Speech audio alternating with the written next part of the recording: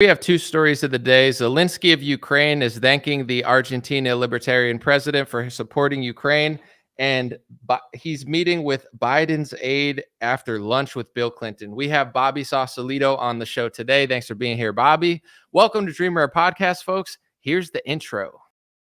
So that right-wing libertarian who won in Argentina, who calls everybody libtards, came to the United States to check notes, meets with Bill Clinton and a Biden aide. After visiting a rabbi's grave, next trip, Israel. Is this guy going to pan out and be the leader everybody hopes he is? Or will he turn out to be another controlled opposition dud? Only time will tell, but I'm going to discuss it with Bobby Sauce today here on Dream Rare Podcast. Starts now.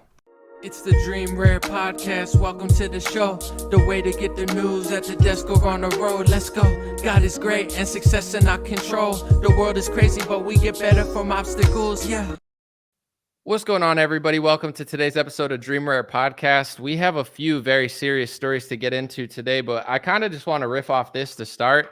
Argentina's Milei, this is supposed to be like the based red pill, the libertarian Argentina leader. The first thing he does is he meets with Bill Clinton of all people for lunch. I don't know. What do you think about that? Started off. Yeah, pretty suspect. Definitely weird. Bill Clinton's a creepazoid weirdo. I wonder what happened in Haiti with all that Haiti hurricane relief money. Of all the people to meet with, it seems very peculiar and strange. And I guess I wonder if this guy will be the supposed savior that everybody seems to think that he is. I just think it's funny because, you know, they both like to party a little bit. And I was just listening to Theo Vaughn talk to Wayne Gretzky, and he mentioned how cool Bill Clinton was to like golf with and stuff, you know, because especially if you're from another country, it's just like, listen, I'm just here for a good time. You know, I'm not trying to get into politics. I'm just trying to hang out. And I just find it wild because I don't know, you know, I have to do a little more research, but apparently this guy's kind of like freaky with it. You know, he's into like tantric sex, they say. He wants to like convert, you know, religions. He's out here being a wild boy. He may or may not be on cocaine. I'm not sure. But, you know, I think it's kind of funny the first thing he does, because he's like, I'm libertarian. I'm going to like ban everything. You know, government sucks. And it's like, yeah, I'm a Bill Clinton. And I guarantee they just talked about, you know, like, what's it like leading a country, but also just wanting to like bang a lot of women? You know, I don't know. Yeah, I would wonder if it was more along the lines of like, what was it like flying on that jet 30 times to that island we can't talk about? Are you talking about the Bitcoin jet, Javier Milei's Bitcoin jet to libertarianism? Oh. No, I'm talking about the Lolita Express, to the great island that everyone loves. I forgot about that whole Jeffrey Epstein thing. Seemed like a pretty big deal. Just completely disappeared, you know. But you know, there's a lot of wars going on. You know, we could talk about Israel, Palestine, or Ukraine. We could talk about Trump versus DeSantis. We could talk about George Santos. Dude, that's so funny to me, because like no one in the Republican Party knew who George Santos was until he won. And like Jimmy Kimmel's always talking about him.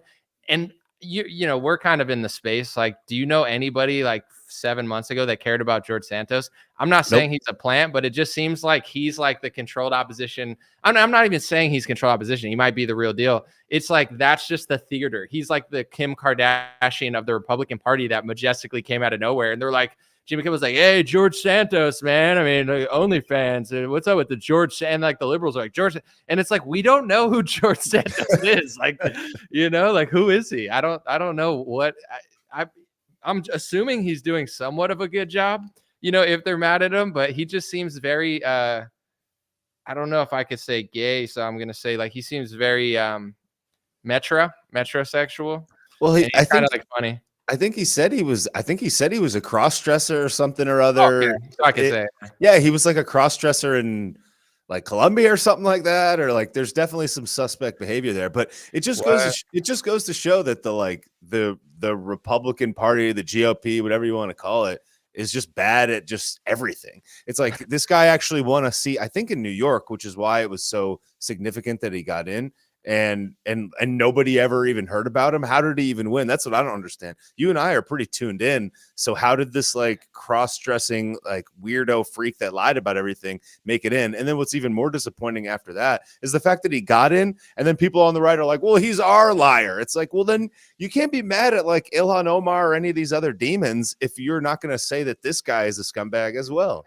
I'm not gonna lie, I kind of like him, but I have no like backing for that. I like to know what I'm talking about. I think that my reputation depends on it. But with George Santos, I don't care enough to look into it. I just see the headlines and I just think he's hilarious. But it almost feels like, whether it's real purposeful or not, it's like he's what they show to like Democrats, where it just creates this theater where things like Jeffrey Epstein, things like this, like, or deep diving topics never get to it, because this Kardashian-esque, like, yo, look what this guy with the lisps did, wow. And it's like, like, there's 500 people in Congress. There's time to like weigh in on Lauren Boebert in a movie theater and whatever. Like, I understand why that would be a news story. I'm just saying, it's like, I feel like there's more important things that never get addressed because of that. And I don't know how I got on that tangent. I'm glad I did. But, I just think it's so funny that Milei, he's like, yeah, dude, we're going to get rid of the Department of Education and the, Ministry of everything. We're going to go Bitcoin. No, it's like, no banks, central banks. And then also, dude, he says he's getting rid of Argentina's central bank and he's moving everything to the US petrodollar. And it's like, that's a W for American citizens. Like, I'll take some, currency boost, I don't want to be broke. But it's just so like, is that libertarianism? And then when I say that, I'm gonna pass it back. I'm sorry. People will act like I'm hating. I don't care. You see me laughing here. It's like, I'm over stressing out about this stuff, but everyone's like, oh, I'll give him a chance. Hopefully he tunes out. Maybe he turns Argentina around, but I'm just like laughing hysterically that it's like Zelensky's thanking him. He meets with Bill Clinton, like one of the first things he does. And then he just says he's putting all of his entire country on the US petrodollar. It's like, all right, bro, you're here's the thing that I think might be, because it's kind of like, you either think that there's like this diabolical scheme and most, if not all, things are connected, or they're like dumb and things are just unfolding as they were, right? And I tend to lean more towards the former, where it's like, I do think that a lot of these things are connected. So my thought is like, okay, this guy has the right policies, right? He has the right ideals. Like Argentina, at least from what I can understand, has this like horrible economic track record and monetary track record, and they're like back is up against the wall. So like naturally these policies, you would hope, you at least assume, would win, right? They're the right policies. I would almost wonder that like this guy, imagine if you were a person in Argentina and you wanted to control power, but you knew that these policies were ultimately going to win. Wouldn't you just put a cartoon character to be the steward of those policies, to drown out the actual, maybe normal, real character, and then use that guy and kind of be able to manipulate him so he gets in on those policies, but then you have him in your pocket? That's kind of what I would wonder, like who was running against him, because he couldn't have been the only person that ran with those policies, right? But he's the zany, like upside down guy that talks to his dogs with crazy hair, right? So I wonder if like, was there a better guy that they were like, let's put the cartoon character in and get him to win on the policies, and then basically maybe potentially crater them and then blame the policies as the reason why they cratered, as opposed to the guy, Right. He's like, oh, libtard, libertarian, libtard. He's like, oh, Bill Clinton. He's like, so, what's it, we like to slang a little thing, he's like, oh, come on, bro. That was the worst. I just want to, on record, that was the worst Bill Clinton attempt at an accent ever. I shouldn't have even said I attempted it, because I don't think anyone would have known, because it was so far away. I'll go back into my mirror and practice that. But, it's just like, for the best. What you were saying with that, I noticed a lot of things that gets me in trouble, but I've noticed that with the right wing populist candidates all over the world, there's one thing that they all kind of have in common, and especially I think in America, a lot of Republicans can speak out against Ukraine a little bit, but the establishment ones don't. Around the world, it seems like they all don't. They all like, what was her name in Italy? She was like super pro Ukraine. She sounded like a Democrat. Geert Wilders, I don't know what his stance is. I would be shocked if he wasn't like ultra pro Ukraine. This guy is like that. He has more of a Democrat stance on that. And I'm not saying it has to be Democrat or Republican, because I know that's another false paradigm. Like whether it's Israel, Palestine, Ukraine, maybe you're from Ukraine and you love Ukraine, and it's like that doesn't make you a Democrat or Republican. You have a reason to like one country over the other. But I do think that they're controlling the opposition. They see that left-wing liberalism is coming to a halt, an end. they see that right-wing populism is on the rise. Things that they called fringe 3 years ago or fringe are now becoming popular. And I think they figured this out. And honestly, it does seem like they try to, hop on that trend and make sure that the right-wing populists that are rising all over Europe and America play ball with certain categories. And that's literally what's happening. And I'm not saying that from a hateful perspective. I wish this guy the best. I wish Trump the best if he does get in, or any Republican that gets in. I pray that they could do a good job. I hope they get, but I'm an analyst, right? I look at analytics. I look at stats. I'm not like, the numbers guy from the baseball movie or anything, but I try to just base what I'm saying based on presentation and what's going on. And I've come to that conclusion that exactly what you said is going on. They figured out a way to wrangle in the right-wing populists. So certain categories they won't like could he have won if he didn't support Israel and Ukraine? If he was like, I want to be completely libertarian like Dave Smith and I want to isolate myself. You're getting in, and you're probably, he attaches himself to Israel and America. He puts his country on the petrodollar. He flies as a meeting with Bill Clinton. Like, I'm not saying it's over for him, but it's pretty clear where this is going.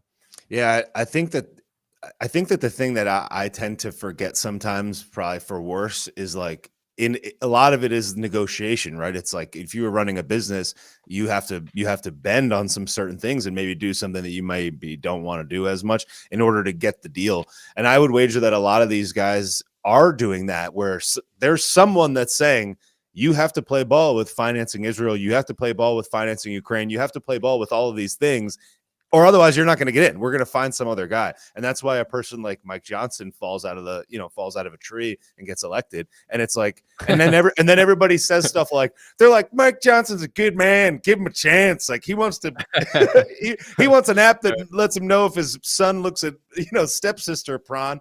And it's like, they're like, he's good. And then like the first thing he gets in, he's like, we really need to make sure we finance Israel. We need to make sure we finance Ukraine. We need to make sure it's a priority. It's like, bro, this guy's exactly the same. So I do think that at the end of it all, it's like if whoever is really making the decisions, I think way beyond these people are basically like, if you don't do these 5 things, you can play around and mess around and all the rest, but you have to do these 5 things or you'll never have a career in this town. And I think that they're all just like, okay, right. They have to, maybe, I don't know. And there's 2 aspects to that. One is the funding, right? Like say Zelensky in Ukraine, he had that television show and he was bankrolled, I think, a large portion or a big portion by Kolomoisky, who is now banned from the United States on some sort of European British banking scheme. And, like that guy's like, if you ever look up Kolomoisky, The Atlantic, I think The Atlantic is a terrible rag publication, but they did do a really good deep dive into Volodymyr Zelensky, like before the war broke out. And it's actually fascinating. They talked about him, Kolomoisky, how he bankrolled it and how Zelensky distanced himself. But it's like, could Zelensky have won without that television show? No. Could Zelensky have won without that guy's money? No. The interesting thing with President Trump that I bring up that a lot of people get mad at, he ran on this amazing premise of like, I'm so rich, I don't need their money. And it's like, dude, that's baller. Like he doesn't have to sell out because he doesn't need their money. And then the weird part was after he won the election is when he took most of the bribes. He took over $100 million from corporations. He actually broke records taking money from corporations, including Pfizer, Bank of America. The reason his swamp was swampy isn't because he got tricked. He sold out. He took the money like everybody else. And then he does, like, the whole premise of his thing was, I'm not going to take the money, so I won't sell out. Once he took the money, his whole cabinet looked like a, Mitt Romney cabinet. He hired Mitch McConnell's wife. He hired pharmacy lobbyists. That's my question, is like, why did Trump take that money? Like, did he need that money? Does he not care? Is there something more we don't know? This Javier Milei guy, I don't know much about, like where he got the funding for his presidency. Clearly somebody had to bankroll him to get ads on television and stuff. Maybe, maybe he may or may not have been given cocaine. No, I just like to joke around to say he looks like a cokehead, but people could call me that too. So I'm not. I'm just saying, like, I just think it's funny, but maybe it's not funny. Like if he was standing in front of me, I'm trying to, like, treat others the way you want to be treated. Like he might be like, dude, no. And I'd be like, you're right. I'm sorry, Javier. That was a low blow. But, like I said a lot of stuff, but like say the corporate money where Trump took over $100 million from corporate donors, like after running a successful campaign and not taking the money, why? I don't understand why. Like, do you think they have to take the money? Do you think it's just convenient so you don't have to spend your own? I don't know. I mean, sometimes I wish I understood a little bit more of the fundamentals of politics, but I would wager that no person, Trump or otherwise, could spend enough money. It's like you may need these people, and the reception of the money may not be so much that you need it, but it may just be like, for example, think about it like this. It's like, well, if you don't take it, I'm going to give it to somebody else. Right. So it's like, and then also there's this record of this thing existing. I don't know. I think that the thing that bothers me is not so much that he takes it, but that he pretends, and not even just him, but that they pretend that they're not going to take it, or they say that they're not going to take it, and then they get the best of both worlds. They pretend that they don't need it, but then when they actually take it, and then everybody else will do gymnastics to justify it when he didn't even justify it himself. That's something that I find so strange. It's like for example, yes, it was like yesterday, like a BLM, like some BLM leader endorsed Donnie, I guess, on TV, right? And then Donnie comes out and he's like, I'm honored to have the endorsement of this BLM leader. Like, thanks so much, whatever the guy's name is. And then DeSantis posts today, he's like, isn't that crazy that Trump just got this endorsement from a BLM person and thanked him? And then all the people in the comments are like, shut up, Ron. You don't know anything. Like, you need to drop out. He's like, he should accept any endorsement. It's like, but if DeSantis got endorsed, or if anybody else got endorsed by them, right, they would have freaked out. So it's like, it doesn't matter what he does. And it's not even about Trump. I'm not here to we're not running an anti-Trump campaign, but like, if you can constantly have people that will run cover and make excuses no matter what you do and no matter what it is, and you don't hold everybody to the same, then I just don't trust any opinions that you have. Like, you're completely brainwashed just like anybody else. And on the left, like the same that people make excuses for things that they want for others, the left actually used to really care about corporate donations. They said Citizens United is a huge problem. And then I don't know what happened. Trump got in and the left lost their mind. And now they seem to be aligned with most donors on almost everything, except for maybe like Israel and Palestine. There's a split between maybe the establishment and the activists. I saw recently, I mean, I don't know to what extent this happened, but Palestinian protesters were outside of Jimmy Carter's wife's funeral. And it's like, Jimmy Carter was the most pro-Palestine president ever. So it's like, why would you do that? You know, these people, a lot of them are the same ones that are in the streets with Antifa, BLM. I'm not trying to paint them all that way, because this does attract a new crowd also. But it's like, if, why? You don't even respect someone's funeral that actually had respect for your movement. You can't give them like 5 minutes. So it's like a mess on both sides. And I think when you say that, people can't understand, because they're like, well, if they suck, well, then they must be awesome. And it's like, well, not really. I want to read a super chat real quick. VBDC said Trump couldn't get to Saudi Arabia any faster after the inauguration. Petrodollar is pretty crucial. That was crazy when he put his hand on that, weird ball. Like, it looked like it was from Spencer's Gifts. Orb, I was like, the orb, like the Spencer's Gifts orb. I'm like, is that an expensive orb, or are you guys just at the mall?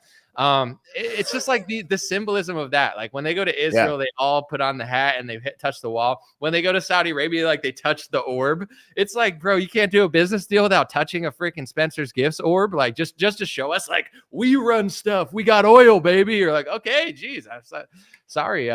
But with Argentina, one of these things too, they don't have a strong economy. They're not America. Despite what people say about America's collapsing, by this, by that, because the currency is collapsing, our currency is doing actually really well. And Argentina, they don't really have that option. They don't have a strong economy. They don't have a lot of people. They don't have a military like us. So with him, I understand there's a few options. It's like, what do we do? He's, I don't care what people say. I'm not going to say he's a puppet. We'll see what he does, but he's aligning himself 100% with America and Israel. And it seems like he's like, take my bank, take the currency, we'll work with you, like, do whatever. And it's like, I hope it works out for him, because from a currency side, everyone will be like, oh, I hate the petrodollar.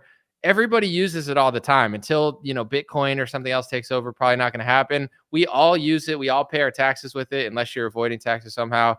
It's like, it doesn't hurt me as an American citizen for him to align himself, but I'm not going to act like he's this freedom fighter, outsider, totally by himself. Like, a real libertarian is like someone like a Dave Smith, who, no offense, I like Dave, probably would never get elected, because he actually has core values and principles.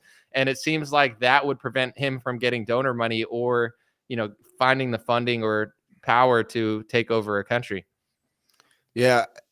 I think that, like, Just the thing that kills me about libertarianism, which I generally like more often than not, is I don't think that even libertarianism is completely even realistic, because it almost assumes that, like, in the event that the government completely gets out of the way entirely, that there's no other bad actors in the equation. So I do think that, like, some libertarian policies in a lot of ways are good, but that pure libertarianism probably isn't, and then or isn't realistic in practice. But I think that this dude, he you know, to me, at least from what I understand about Argentina, and like, did I pay attention to Argentina more than 2 weeks ago? No, I'll be honest about that. But at least from what I could see, it seems like the general disposition in the world, if you were going to be this guy or this country, let's say the representative of this country, is like, America is not losing, and no matter what they seem to get their hands in, they're trillions of dollars of debt and gaining. They're literally showering money all over the world. They have no problem destroying themselves, but they're also handing everything out to everybody else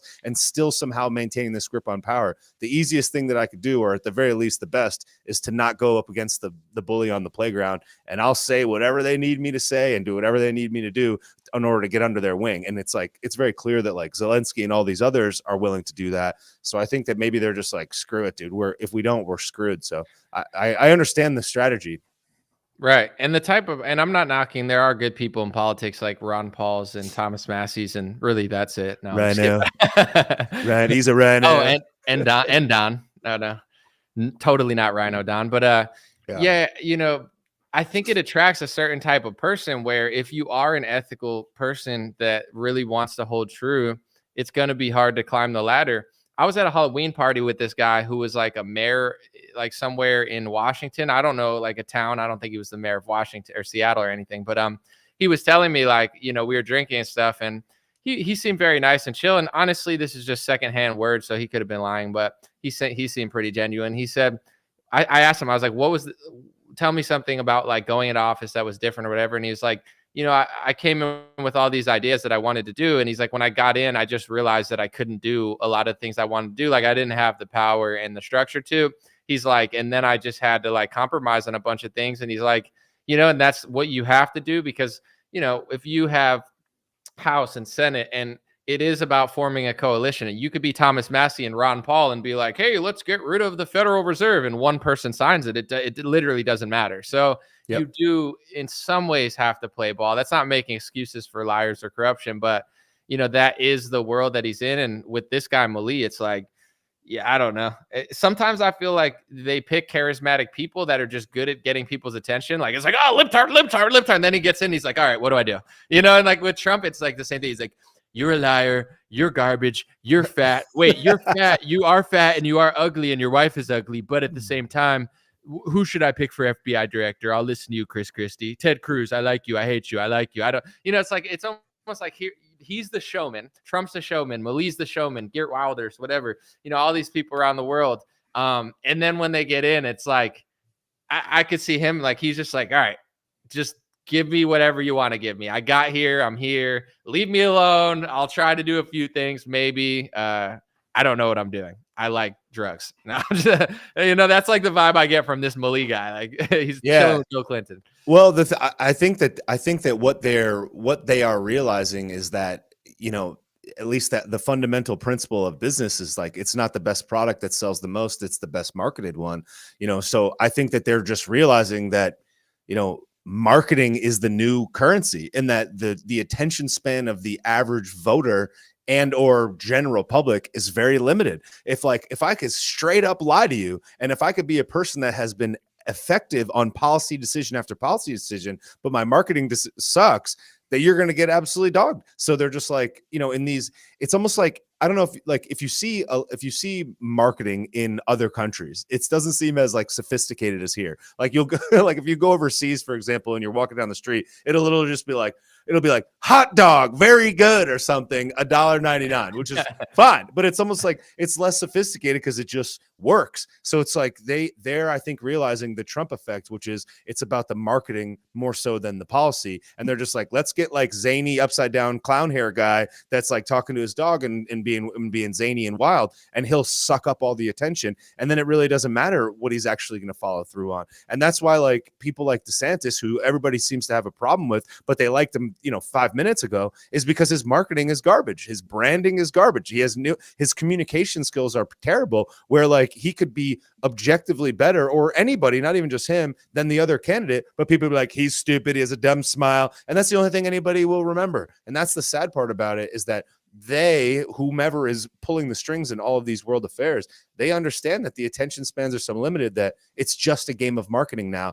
more so than policy. And that's why I think that it's almost logical, it's almost improbable to think that they wouldn't try to have their finger on both sides of the candidates, at least in some way. So it's like, I don't think that anybody is going to be pure. There's always going to be somebody pulling it. And that's why I think that this guy is likely better than the other guy, but likely at least partially an installation.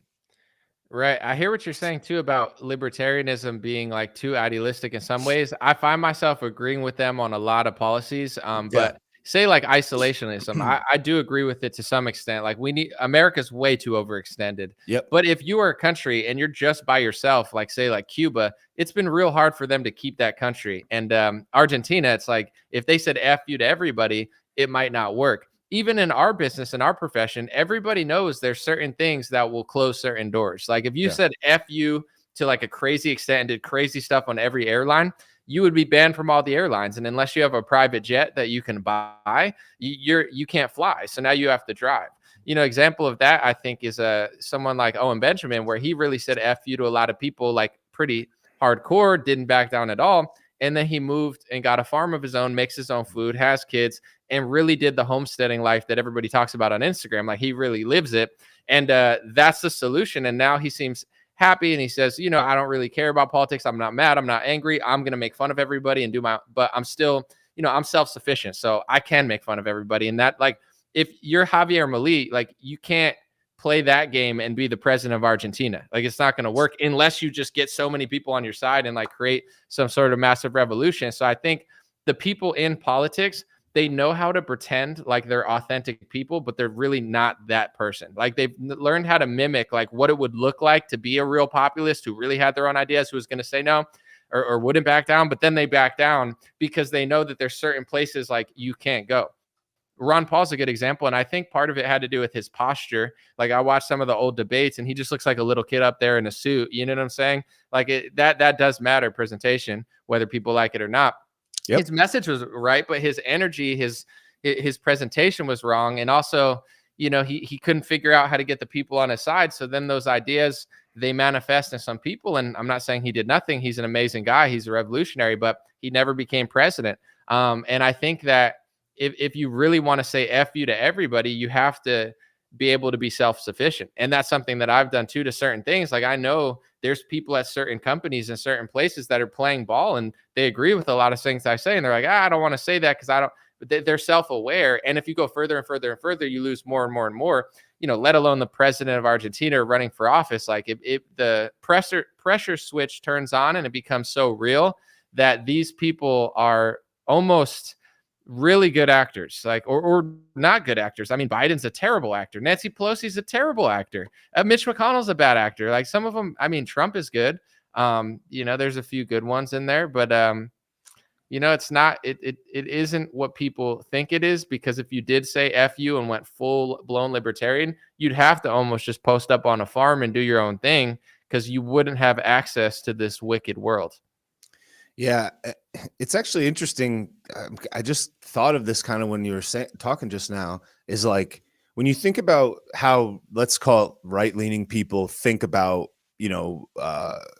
people that they want to be around, right? Let's say let's say a right-leaning woman, for example, they're looking at the men in the space and they're saying, oh, they're strong, they're independent, they have a beard, let's say they go to the gym, right? They're leaders. And I feel like almost like that's maybe how we pick our leaders, the same way that you would pick a person to like procreate with. They have to be a strong force. They have to be tall, right? They have to be assertive and all these other things. Whereas on the left, it's like, why do they always look so weird? Why do they always have blue hair and they're like wiry and weird or whatever? They're just like sloppy. It's because their currency, their social currency is rule following peer validated accolades. Like, I'm a Harvard educated such and such. And it's like, I'll trust Joe Rogan, who looks physically fit, who I've been watching doing it, who has a successful life that appears to be happy. I'll trust him over like Seed Oil's Peter Hotez or whoever,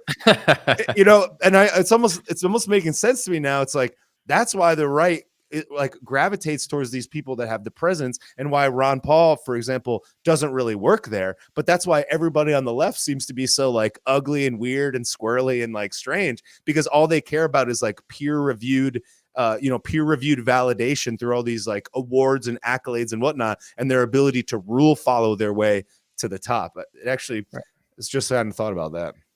And I would say, like, in general, like in the Hollywood world, you get kind of coddled and patted to be liberal, but then you're so far away from the reality of the problems you're causing. And I noticed this too, because I want to be clear for those who are going to nitpick. And I want to say real quick, this is Bobby Sauce. Check him out on social media. I'll plug all his stuff at the end. You can check his YouTube channel. I'm going to get better with titling and stuff. I do all my own production. So, you know, I'm a little lo-fi on certain things, but it's Bobby Sauce. Check out his stuff.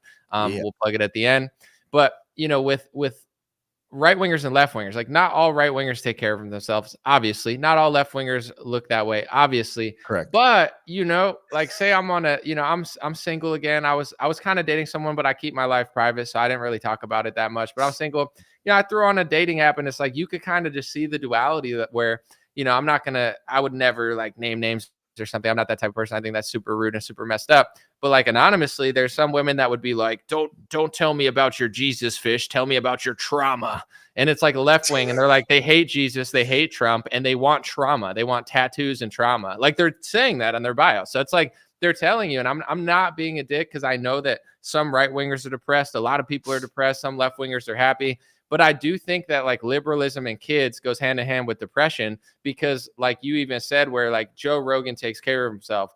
Peter Hotez looks like, you know, Roly Poly, or the blueberry girl from Willy Wonka, you know, just like reincarnated. And it's like, at the end of the day, when you take care of yourself, you start figuring stuff out, and it's like, oh, is this a right wing workout, bro? And it's like, well, most people in the UFC seem to be conservative, because when you're like a fighter, it's just the realest element of life, and you're strong, and you take care of yourself, and you're disciplined, and you can't drink and smoke all the time. And when you let yourself go, you start falling into that victim mentality, and you think you hate people who do good, and you know, like, I hate the Jesus fish, I hate the Trump guy, I hate these people, just show me your trauma. And it's like, misery loves company. There's a lot of that, and a lot of left wingism is like, beat these people down, and once you beat them down, you know, they're going to be easy to take over. If I'm a strong, healthy guy that is very educated, like when they said, oh, we're going to send people around to doors and to educate people on vaccines, I was hoping they came to my door, because I would have filmed it and it would have went viral, because I knew more than the person coming to my door. I'm armed with education. I'm armed with knowledge. I'm armed with self-confidence and self-esteem. So you can't just stick a needle in my arm if I don't want it in. I have to choose. But if you're depressed and you don't care about yourself and you don't take care of yourself, it doesn't really matter. And if you're not armed with education, so I'm not saying, you know, everyone left and right does that, but clearly left wingers follow the rules. They put on the mask because they don't like their face anyway. You know what I'm saying? If you're depressed and you don't like yourself and you're awkward anyway, it's like, it's easier. Some people keep it on because it's like their little safe space. It's like wearing like a face mask, like, you know, I can go out and get my bread now. So I'm not trying to be rude. I'm not trying to be mean, because depression is no joke in people. But I do think that there is, you know, a correlation there. Obviously, it's like, make the men weak, then we can conquer the men. Make everybody gay. Okay, well, then they're not going to have kids. That's less kids. We want less kids, but it's a conspiracy theory to say we want less kids. You know, who's going to fight back? The jacked, like, pissed off MMA fighter, or the guy that doesn't even know what gender he is, that's curled up in the corner wearing a face mask? Not trying to be rude, but I do notice the you know, the correlation between like the young adults, Democrats, and like they're basically just preying on these kids, making them depressed by filling them up with so much demonic things. Like, instead of telling them to like work out and do this, they're like, look at this really degenerate lady twerk, and she's 10,000 pounds, and it's just awesome, and you want to do that. And it's like, do you? That's what you want to do? I don't. I'm water fasting right now. I know I'm not fat, but I felt like I was getting too fat, so I'm water. You know, it's like, I don't want to be out of shape. Like, who does? It's not ideal if you could choose one or the other, but they'll pretend like that's so cool. then all the kids are depressed. And then when you're depressed, you're easy to control and you have bad ideas.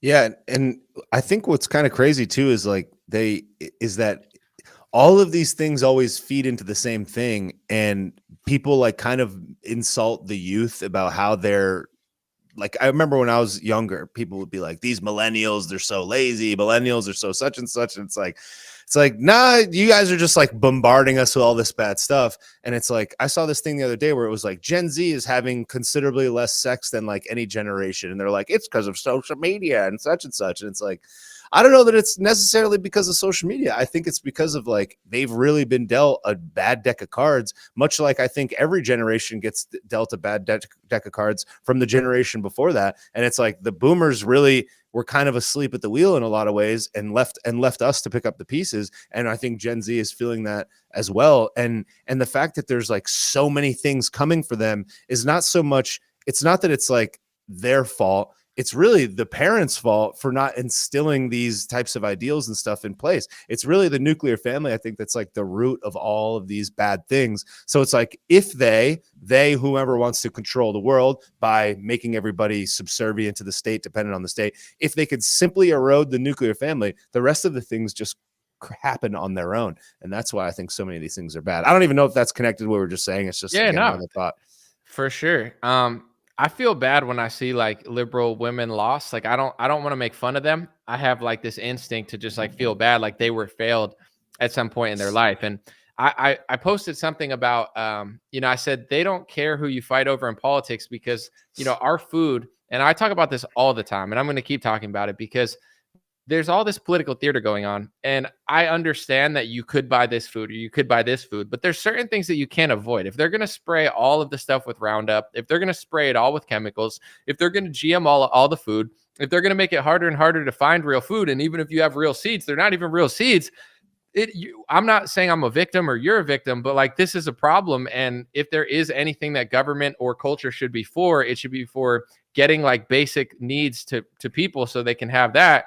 And we don't have that in this country. And people go to like Argentina or they go to these other countries that are supposedly poorer than America, maybe in currency, but they don't feed their people this toxic stuff. It's a very big passion of mine because that's the baseline. And Trump doesn't care. He eats McDonald's and drinks Diet Coke. Biden doesn't care. He eats ice cream and wears aviators. No one cares, and they're not going to care until you care. So I'm trying to get people to care. And this idiot guy, he looked like he was in his 60s. No disrespect, because we love boomers here. We love grandmas, great grandmas. If you're blessed enough to be a great grandma watching, we like you even more.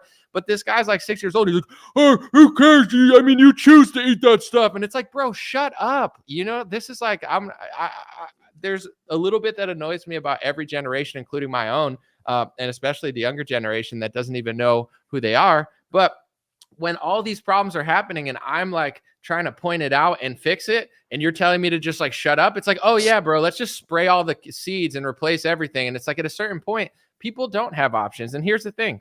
I have money now where I could buy stuff, but I can't even get good stuff because even the stuff at like Whole Foods isn't even that good. It's like fake anyway. Like the base level of how they're making all this stuff is fake. So even if it's the best of the best, it's not even good. They've like ruined crops. They've ruined vegetables. It's an important topic. And I don't want to be told no, like by some loser guy. And this is the one guy who's like, Trump. It's like he has no identity, no personality. I finally blocked him because he's got fake followers. He's like a self-important idiot who's always complaining about my posts. But it's like, why do you care so much that I want to fix the food supply in America? And that's what I'm saying with the George Santos. Look at liberals, it's George Santos. Who cares? He's like a lispy right-winger who came out of nowhere to entertain you like it's a Kardashian show. Donald Trump versus DeSantis, Trump versus Biden versus RFK. At least RFK talks about this topic. There's other ones I don't trust him on, but he does mention these things a little more than anyone else, and that's good. Thomas Massey talks about it, but it's never going to change until people care, but people don't care because even if you hate Trump and you like Trump, your baseline is that you're just focusing on a guy. And then, like you said, if you bring up that he did something that DeSantis did and you're mad that DeSantis did it, but you make excuses for Trump, you're really no better than a liberal. You're creating this like whole false paradigm where you're not even consistent with your morals. And I don't want to, knock one of my buddies here, but I seen someone complaining about Vivek recently, and half the things he had on the Vivek list of things that Vivek were doing are things that Trump has done more of, but he won't call it out. So it's like your word doesn't mean anything. You're just a caricature of you're just like a donkey and an elephant, and you're the clown that used to make fun of. You're the new Mitt Romney. You're the new Chris Christie, but just 300 pounds lighter. And it's like, this is what most Republican influencers have become, these new age just rhinos calling everybody else rhinos because they're sided with the guy who's totally not a rhino, even though he hired all the rhinos. It's a total joke. And I'm coming to the conclusion, not to be edgy, not to be a fence sitter, that a lot of these Republicans are just, whether they know it or not, I'm not saying they're paid to do it, they're just controlled opposition circus characters to stop you from realizing that no one's going to fix the food supply. No one's going to change the things that you want to change until you realize that they're not doing it. And that's when it all changes, is when the curtain gets removed from the Wizard of Oz and they're like, oh, okay, they got us. Yeah. Well, I think a lot of people, they don't have depth of understanding, and I think that that's a problem too. And then all of these people, like the Con Inc. kind of mainline conservative people, they don't even try to go deep. They just hit you at the most surface level thing they can get you to repost. But like, something to think about, like I made this video a couple of days ago about these $400 million nets that they put around the Golden Gate Bridge to stop 30 people a year from committing suicide. And all these people are like, how could you be against these nets? There 30 people jump off this bridge. And it's like, are you guys not even, it's like, did you know that like the vast majority of salmon we eat in the United States is like literally dyed pink because it's not real salmon. It's like grown on a farm in these absolutely garbage conditions. So we're just like eating all this. If you even go to eat something that's healthy, salmon, it's not even healthy. Right. So it's like, imagine if we put $400 million into like having better salmon. It's like so many more people would survive purely on that alone, on the heart disease stuff, on maybe putting more money into food education. You could save 30 people a day from heart disease by just doing that. But instead their solution is like, let's put a net under this bridge. It's like, well, so this person's so stupid that they can't figure out to go to a different bridge or jump off a different building or shoot themselves in the head or any other thing, or just jump to the net and jump off the net. It's like, but they're like, oh, how could you? They're like, you don't understand. It's like, no, you don't understand, dude. Because the bigger thing, it's like if you could take money and save 50,000 people, or take money and save 50 people, they somehow can't differentiate these two things. And it's like, this is the average electorate. And it's like, the more that I look at political stuff, the more I'm just like, I can't tell if people are dumb, if they just don't care, or if they just don't pay attention enough to care. And no matter which one it is, the answer is like, the reason the world sucks is not because all these demons lurk and prey on us. It's because we allow them to. And not only do we allow them to, it's uncommon to talk about how they're doing it. And then if you actually do it, people are like, shut up, man. You're not invited to my, to my seed oil cake birthday party or whatever. You're right about you made a great point about the bridge, and like, can't they just find another one? So, someone in the comments was like, oh, salmon aren't mistreated. Like, just listen to what we're saying real quick. We're not saying that all salmon are being beat in the head with rulers and they're being mistreated. We're saying that they're dyed pink. There's some sort of crazy dye that's illegal in most countries, and they want it to just look presentable for you, but it's not the natural color of salmon, and it's horrible for you. And that's the United States of pharmaceutical America. Everything's horrible for you, and no one gives a shit. Donald Trump is a socialist who gave $18 billion to the pharmaceutical industry to scam you, your kids, and your kids' kids. But you guys don't care. And when someone brings it up, you freak out and don't want to hear it. It's like, this country's disgusting. You listen, I love America, but I'm just saying, like, you watch the NFL, it's all pharmacy commercials. And, you talk to somebody that's in their 60s and they'll say, when I was young, you knew nobody with cancer, maybe one or two. Now everybody has cancer. And you look at all these pharmaceuticals, the side effect of some of them are cancer. The side effect in them are diseases I've never even heard of. Yep. You know what I'm saying? They got everybody on all these pharmacy pills. Everybody's fat. All the food's fake. And then when you want to change it, I'm not trying to be mean, but people will be like, oh, shut up. Trump sucks, or he's the best. And it's like, both sides, the Republican Party is just as bad as the Democrats, and in some cases worse, even though they have better policy. They're the ones pretending like they're going to fix it, but they're all worshiping people that don't even care. So it's like the controlled opposition of like, what's a bigger threat to you? Somebody on the other team that's, is going to, Kobe Bryant on the Lakers scoring baskets on you, or your own team secretly working with the Lakers, scoring baskets on yourself when you're not looking and rigging the game. It's like, it's so important. But, I would say, and I don't know that it was ever better because George Bush was pretty garbage and so is Romney, but like the watering down Trump of where it's come now and all of these events and stuff, everybody just repeats the same three phrases. Nobody thinks anymore. They just like parrot and yell out generic talking points. And it's like, it just become like a meme of like, it's like there's no substance to the talking point. And I was talking to Jim Brewer last night. He did stand up. He's so funny. I got to get him on the show and make him do this. He was just ragging on California and everyone in California was loving it. We're like, dude, he's so right. But he told me behind the scenes and he was like, and I know he wouldn't care if I said this. It's not like that private. He's like, you were one of the first ones to say certain things. And he said this on his podcast too. He's like, I feel like when you say it, he's like, you really mean it. And there's a lot of people that just like pretend to like say stuff and they've like figured out the formula that works that seems like you care. But he's like, he's a very soulful, thoughtful guy. He's like, they don't have it though. It's like, it's not real. And that's most Republican politics. They're saying things that sound like what you want to hear. But when it comes to get the problem solved, they don't want to do it. And I think like Bobby does a lot of stuff. And like his point about the bridge, that's a topic you really won't see a lot of conservative leaning people cover because it's not super generic. It's kind of like a interesting, like offshoot story, but it's like, that is a really interesting point. It's like, yeah, you save 30 people a year, but who's jumping off not knowing, like that story's so big now. If you're going to kill yourself off the San Francisco bridge, you don't know that there's a net there. I'm pretty sure you would know that. And you'd probably go somewhere else. Like it's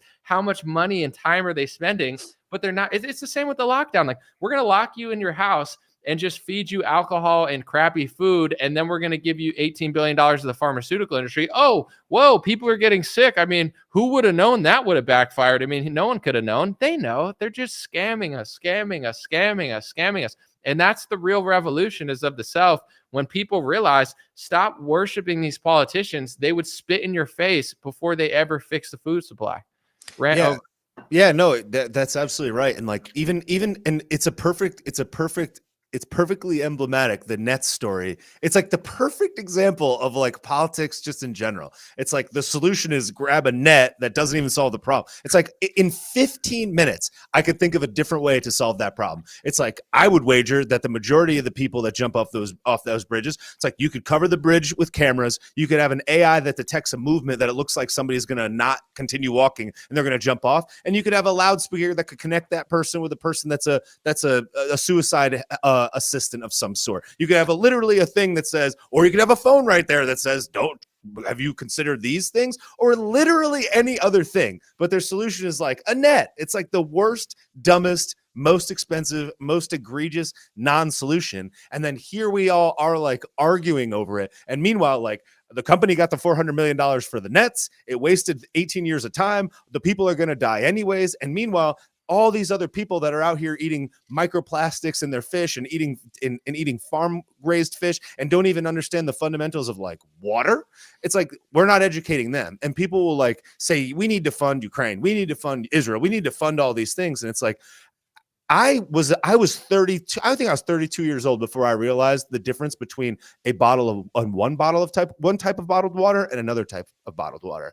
No one ever told me about water, the fundamental building block of life. I didn't know that spring water was better for you than any other water, that it has nutrients and minerals and stuff in it from the earth. I just thought a bottle of water was a bottle of water. And then how about the plastic in the bottle of water? So instead of spending $400 million on nets and $14 billion to Israel and $100 billion to Ukraine, it's like, maybe instead of pretending that fossil fuels are killing us, they could figure out how to not have so many microplastics in the ocean. Maybe they could focus on the recycling in your local area. I would wager that at least half of the bottles that I recycle are just thrown in the trash. They don't even have the money or the sophistication to figure out how to recycle plastic bottles. And I would wager that that's probably true around the United States and around the world. But people can't understand the difference between there's a finite amount of resources and we're squandering on all these other things. And all of this stuff in and of itself would save so many more people's lives. But the lowest common denominator, the dumbest thing that they can come up with to argue about is like, let's put a net under the bridge. It's like, let's wrap every car in bubble wrap then. It's like, you guys don't understand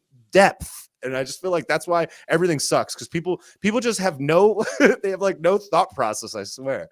Right, dude, you're on fire, crushing it. I want to play this clip, but first I want to ask you, because I posted a video recently where I said what if, but all the things are pretty much true. I was like, what if, that outsider candidates weren't really outsiders? What if this? What if that? And pretty much all of them are provably true if you research. But anyway, I put it up, and one of the top comments was this girl, because I said, what if, I was talking about like Charlie Kirk and Ben Shapiro, and I was just like, what if, they're doing this on college campuses, but they don't debate these people or whatever. And she goes, she's like, I strongly disagree with you.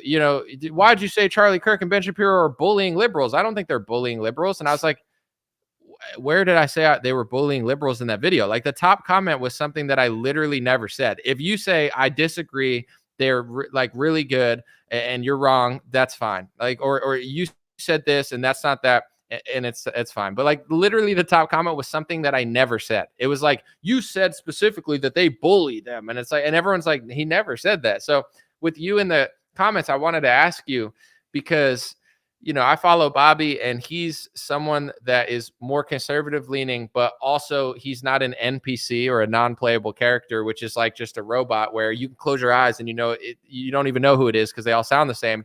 Where like, when you cover stuff outside of the norm, like you want to do a story because you're just bored of doing like the generic stories. Like, this is an interesting angle that I know is unique. I want to do it. People, you seem to have more backlash. Do you think that on the right, not just on the left, that like we're almost just getting like dumber and dumber? Because like, if you just talk about the same two things all the time and never think about it, then when like a new topic comes up, you like can't think about it. Where I talk about a lot of stuff over and over. I don't mean to, but it just happens.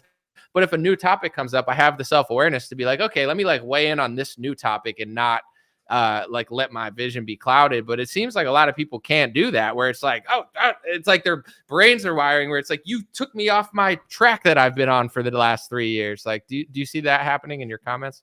Yeah, well, I think it's like, people rail on like the news. I think that's like a general understood thing. You like, even as a kid, it's like, why is the news always about people getting murdered and like somebody getting shot in a car accident and all these bad things? Because that's the thing that people want to see. The news is a business. They have to make money. They want to sell commercials. They want to sell eyeballs. They don't care about the integrity that you or I or whomever else wants to have. So we're willing to sacrifice a little bit of money or sacrifice a little bit of attention or gas or social connections to tell the thing that we believe is true, because we have our face and it's our brand. The news doesn't work like that. It's a business. They put a person in front of you that recites those lines until they're not willing to, and then they get rid of that person and replace them with a new person. It's not the same thing. So it's like, online, all of these creators are realizing that it is socially, financially, and attention rewarding to talk about the lowest common denominator, dumbest thing, and be like, 1776 Patriots. We're gonna go. Look, Trump got applauded at this football game. Oh, like everybody should drop out and rallies your support around President Trump. You, by the way, I used my coupon code for him handing out pizza. They're like, dude, he's handing out pizza. It's like, bro, that's like Joe Biden eating ice cream to be like, dude. It's like, dude, Trump's there for 15 minutes handing out pizza. He's out the back door. Dude, I've said it. I've said it before. I'm like, if OJ Simpson was handing out pizzas, people would be like, OJ. Like, think about the most hated. If he had a MAGA hat on. To be honest, and once again, dude, I'm not saying I like everything OJ's ever done. I was a fan of a different team in the NFL. But he does have one of my favorite Twitter accounts. Like, if OJ came out and endorsed me, I'd be really scared of the bad media press, but then I'd be like, that's kind of cool. Yeah. He's funny. He's like, hey guys, he's like, I just heard a court case of somebody killing their wife. He's like, I'm going to weigh in on it. Like, he literally weighed in on a guy killing his wife.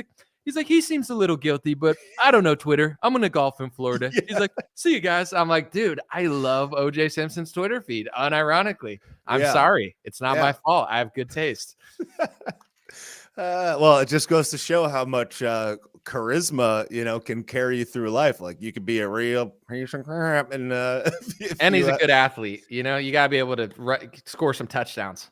Yeah, I mean, yeah, for sure. Well, it just goes to show, it's like, I think that people, just like, generally speaking, the vast majority of people, I would say, in fact, have a tough time staying principled. And a lot of people see the green and they just go, ugh. They're like, I'm going to sell more pillows. I don't care if the pillows are lumpy. They got a really good affiliate commission code. So they're going to say, Mike Lindell's a Patriot hero and the pillows aren't lumpy. And they know that they are not lumpy. There's They're never not. been a lumpy pillow ever. One They're time. He's not. never once had a lumpy pillow. Not Right. one time has it ever not been that.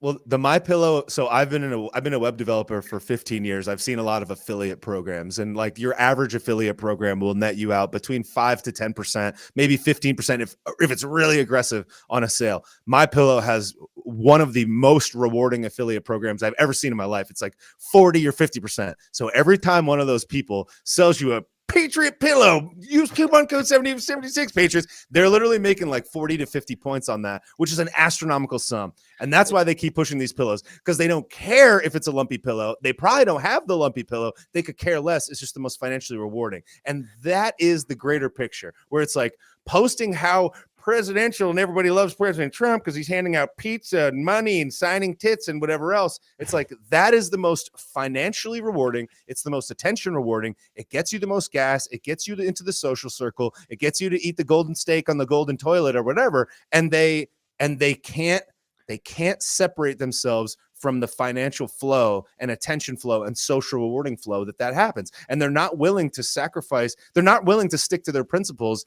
And they're like, well, and they just kind of, in my opinion, they go, well, the ends justify the means.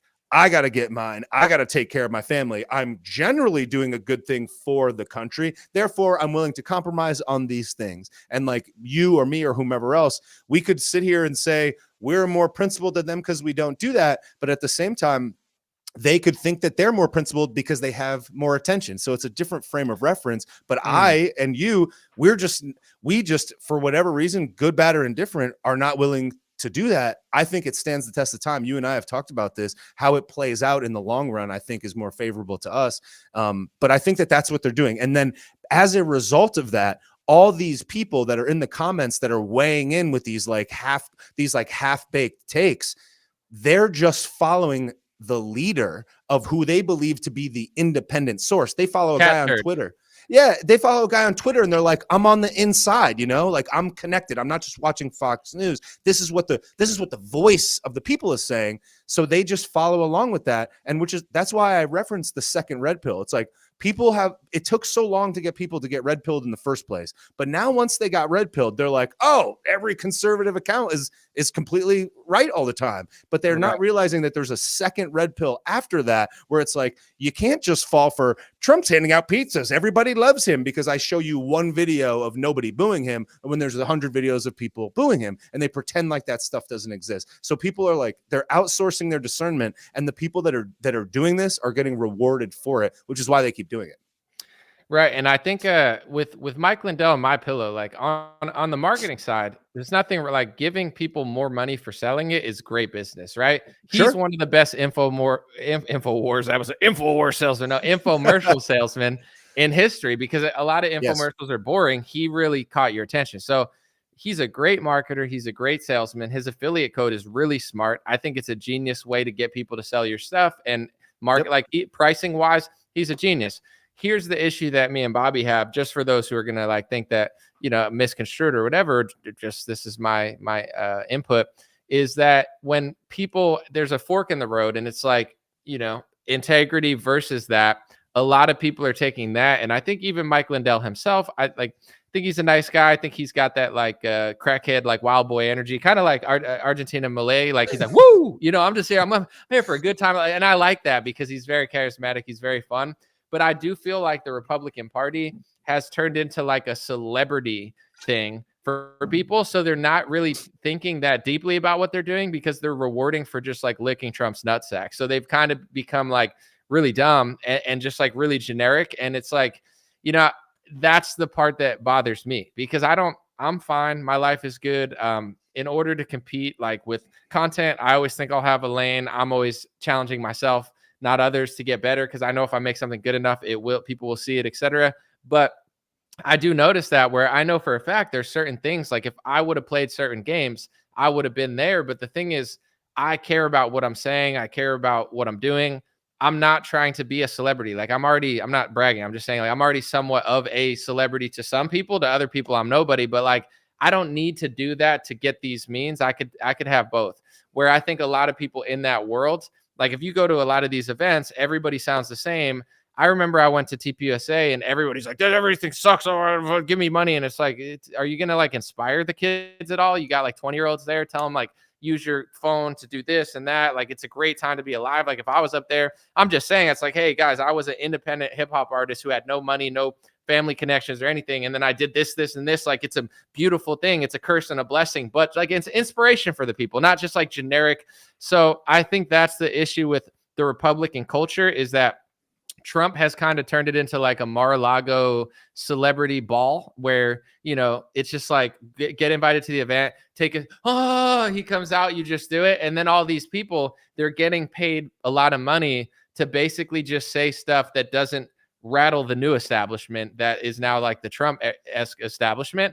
And that's all they're doing. And it's like, if they were getting paid 10, 20K, 15K to speak, and if they were to be like, you know, we all say socialism sucks up here because it does, but I don't know. I feel like the Republican Party was kind of socialist under Trump, and we should probably like not do that again. Like, now you're not booked. So they're not, in my opinion, doing things to fix things for the country and for our party. They're basically just, it's like a right-wing version of a red carpet everywhere you go. And it's fun. Trust me. It's fun to put on a suit and take pictures. I like to look good. I like to go out. I like to network. I went to Jim Brewer's show yesterday. Like, it's fun to meet people and, you know, watch a show and stuff. But like, we got to not forget, it would be like if Jim Brewer's stand-up, like, he's better than he's probably ever been. He's always been good, but like, he's more important now because he really has a message.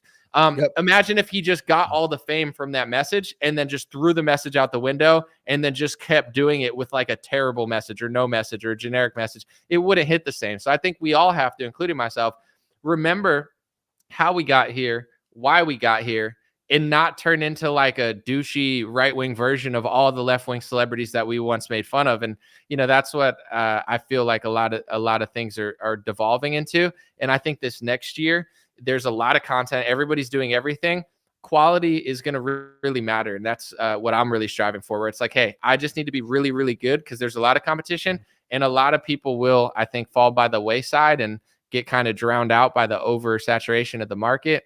But, you know, I'm just a little disappointed because I've been around in this world since 2018, going to events and stuff. And the energy is not really the same. It definitely feels way more just like fake, in my opinion. Yeah, no, I think so. I think that like the thing that's hard is that like we try to stay principled to the purpose. It's like, at least for me, and I'm sure for you, the reason that I initially even started doing this or pushing my time and attention to it is because I believed that the purpose was greater. I had a business. I liked the business. I thought business was the track for my life. But when I realized that you could do business and have a purpose, it all suddenly started to make sense. It's like, well, wait a second. This is beyond me enriching myself and my employees and my circle. Could be leaving at the very least a little bit of an imprint on, let's call it society at large, the country I love, whatever, future generations. This is a purpose-driven thing. And I think that like, that's what I think drives us. It certainly is what drives me. But I think that the best businesses out there, at least in the future, are ones that are not solely purpose-driven, that they're willing to cannibalize the business and destroy themselves only for the purpose, and ones that are not purely business-driven with no purpose. So it's like, what I think a lot of people are doing is they're going by the way of like a Fox News. Fox News originally was created with this great purpose in mind to counteract all of this bad stuff. But over time, it was more about the business and less about the purpose. They slowly started to chip away and sell it out. And I think that these individual creators are doing the same, which is why the people that can merge business and purpose, with purpose always holding the top spot, certainly is long enough to sustain and keep doing it. Those are the ones that are going to stand the test of time. And I think that we're just going through this shift right now, whereas whatever happens in the next year and a half will really determine a lot. If you are out there doing all of this stuff and showing Trump holding pizzas and being like, everybody loves him, and he loses, it's like all those people, in my opinion, all their attention just gets sucked away just like that. It's like the thing that they've been dragging us through for 4 years. I think they lose a lot of ground, but I guess we'll see. Yeah, on that note too, like with the, you know, I interviewed this guy, his name is Praying Medic. He's like a Q decoder or something, you know, he'll tell you what the Q, like I debated him in 2018, and it's like, listen, guy, I don't hate you. I don't know you. I agree with you on some stuff. I just don't think that Trump is running a pseudo shadow government with martial law. And like, he was telling his audience martial law was good. So when the lockdown happened, they all thought it was good because they've been all these influencers were priming them to think that martial law is good, unlike everyone ever who told you martial law is obviously bad. It's like a total government takeover. So I asked him, I was like, when are you, like, is there a date that you're going to stop doing this? At some points, he said, if Trump doesn't win in 2020, I'm done. Or if he doesn't arrest the deep state by 2019, I'm done. Like, you can find videos of him saying, I'll be done, which he's not. But of course. But then he said, I'll never be done. Like, where it's like, you now it's like bigger than ever. Cause it's like, if that's what you built yourself on, you know, even for me, it's like people say, well, you built yourself on supporting Trump.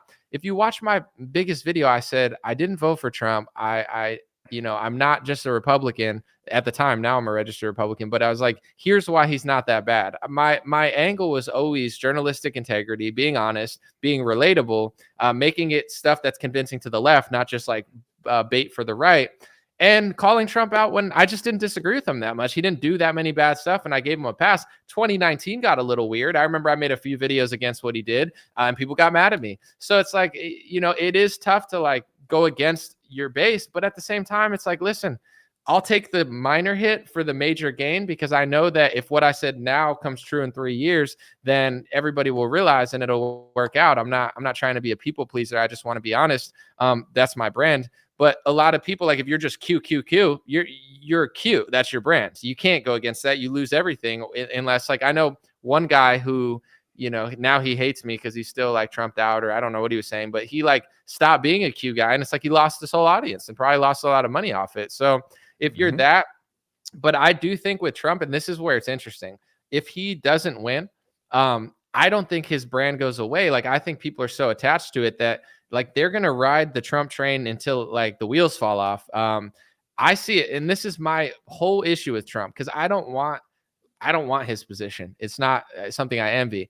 I want him to get the job done. And if he's not that guy, then I think someone else needs to step up and be that guy. And if he's going to not be that guy and he's going to do the same nonsense he did last time, or if he's going to run a crappy campaign and run people in circles and play the victim and take no accountability for everything and just, you know, act like a goofball and then like just say everything was stolen from him again with no plan on how to fix it, then it's like, to me, it does seem like controlled opposition, like a Judas goat. Like, here's the next 10 years. We're just going to waste your time in circles so nobody real can ever come up. And it's like, at the end of the day, I hope he wins and gets the job done. But if he doesn't, I also hope people detach and realize it.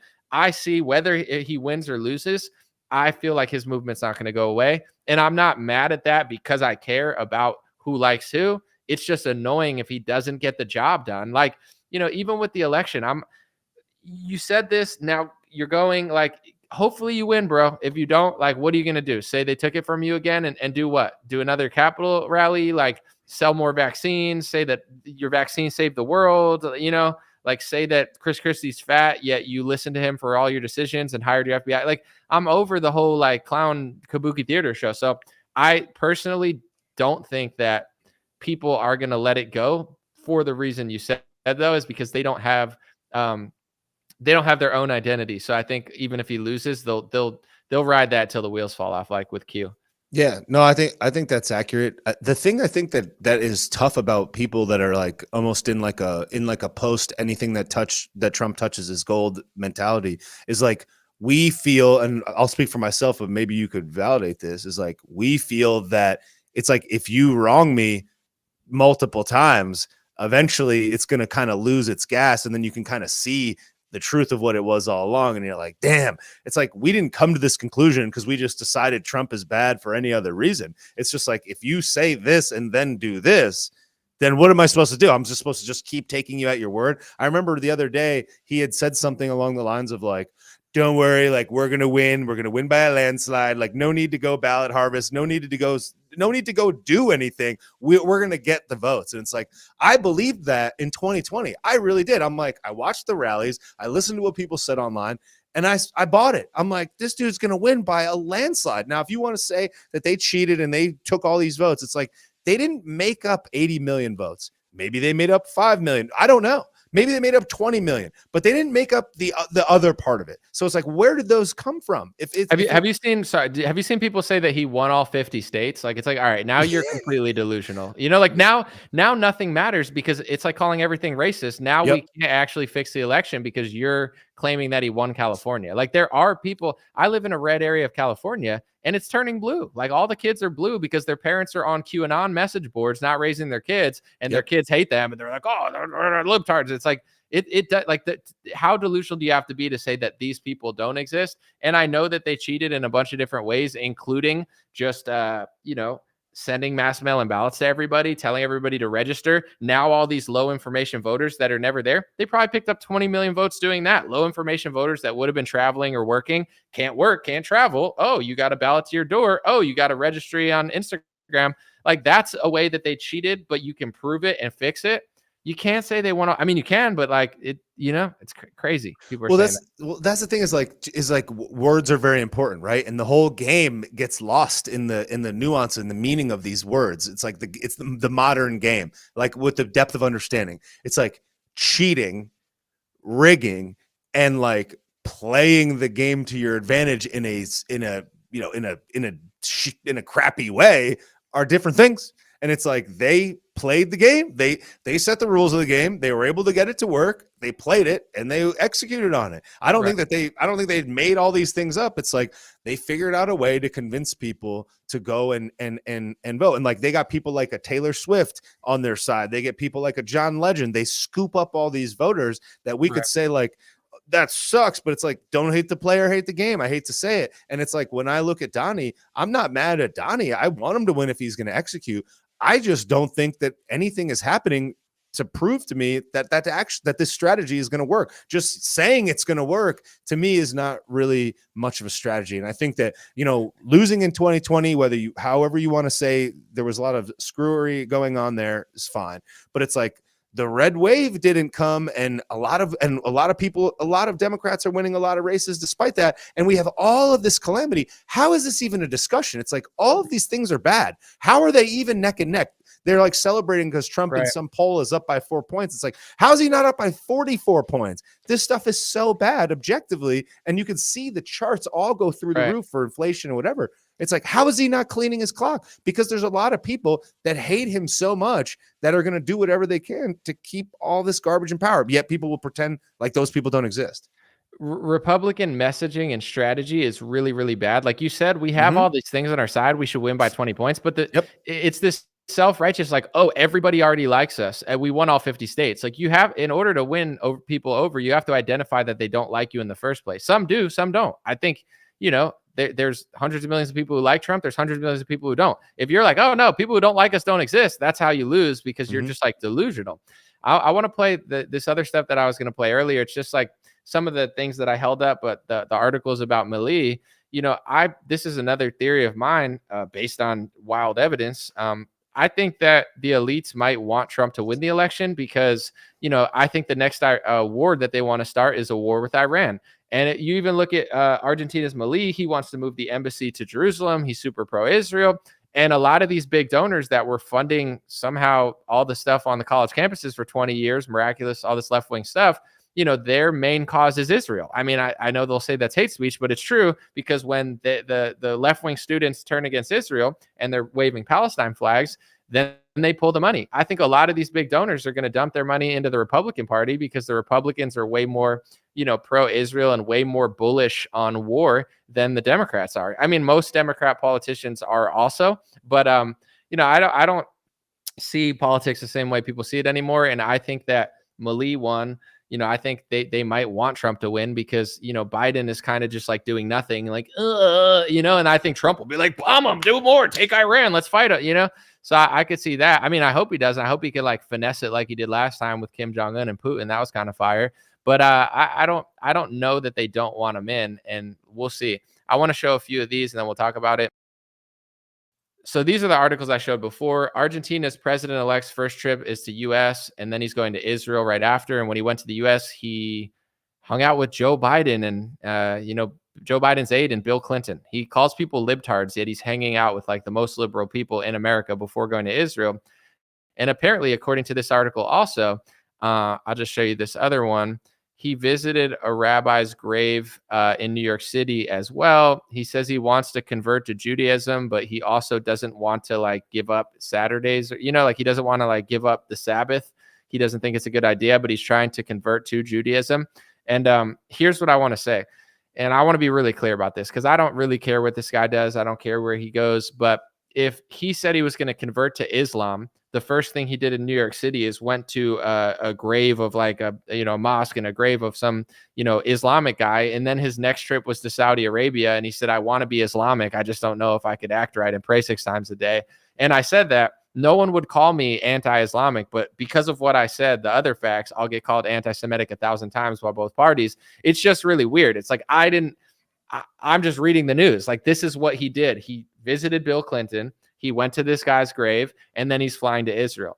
If you replace Israel and the rabbi with Islam, I could say it and nobody would have a problem with it on the right. But I make those connections on like with this just because they're presenting themselves to me. It's the same thing with like Zelensky. His funder Kolomoisky was building some of the largest either synagogues or Jewish facilities in the world. That Atlantic reported that. Like, that's just what he was doing. So it's like if someone was bankrolling Donald Trump and he was like building the biggest churches in the world, can I say it? I'm not, can I talk about, can I be like, okay, he's got like this huge Christian connection with these massive mega churches all over the world. That's interesting. Like, what's, is it possible that this mega church builder would be funding him in order to get Trump to do things for Christians? Like, these are conversations you can't really have, but in my opinion, I have them anyway, because First Amendment exists and I'm not going to live my life a coward or a liar. So, that's how I see politics. I think that every right-wing populist has to play ball or does play ball. Trump plays ball. DeSantis plays ball. RFK plays ball. Javier Milei plays ball. Geert Wilders probably plays ball. The lady in Italy plays ball and somehow can't stop migrants from coming in. I'm not a Debbie Downer. I'm not a black pillar because my whole identity doesn't revolve around loving politicians. I don't believe in Argentina's Milei. I don't even know if I'd want to go to a bar with this guy. I like this guy. I would want to go to a bar with this guy, but he looks like someone who'd get in a fight. And I'd be like, bro, come on, bro. Like, don't fight the biggest guy with a motorcycle, dude. Like, come on. Like, just get a few drinks. You don't got to get in a brawl, get everyone in trouble. But that's how I see politics now. It's like WWE. They figured out the equation. And, I think life is more, I'll say this before I pass it off. A lot of people that are getting really involved in conservative politics are getting really pissed off because things aren't going their way. And the reason things aren't going their way isn't just because the left isn't doing stuff. It's because their party isn't who they think they are. So it's making them more mad. Do I seem mad too? I'm calm because I already know the game. Like, I didn't say, oh, my Milei's going to save us. But I also didn't say he's a bad person or anything. I was just joking about him. I was like, I hope he does well, but I don't really have any faith. And like, some people are like, oh, you're so pessimistic. And now 4 days later, they're like, oh, Anomaly was right. I'm not claiming to know what he's going to do. It's just like, you notice certain things, you notice, where people, how they're playing ball, and you just start getting what's going on. And, that's why it's important to not get so angry at libtards all the time or so angry at things you see online, and build a life that's worth living. Spend time with your family when you can, spend time with your friends when you can, do things that you enjoy doing. Try to do something that gives you purpose, even if it's small, with somebody around you in your personal community. Cause like, that's what's going to make you happy. You're never going to be happy if you're following cats or just freaking out about Donald Trump. Like, you're going to be on this carousel for 20 years. And, it's like, vote for who you want to vote for, but don't get overly invested in these characters, because chances are they're going to all do the same thing.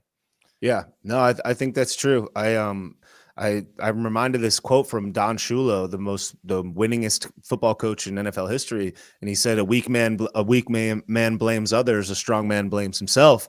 And I think about that often when I think about all this crazy stuff, and it's like, unless I'm doing the best for myself, then I can't.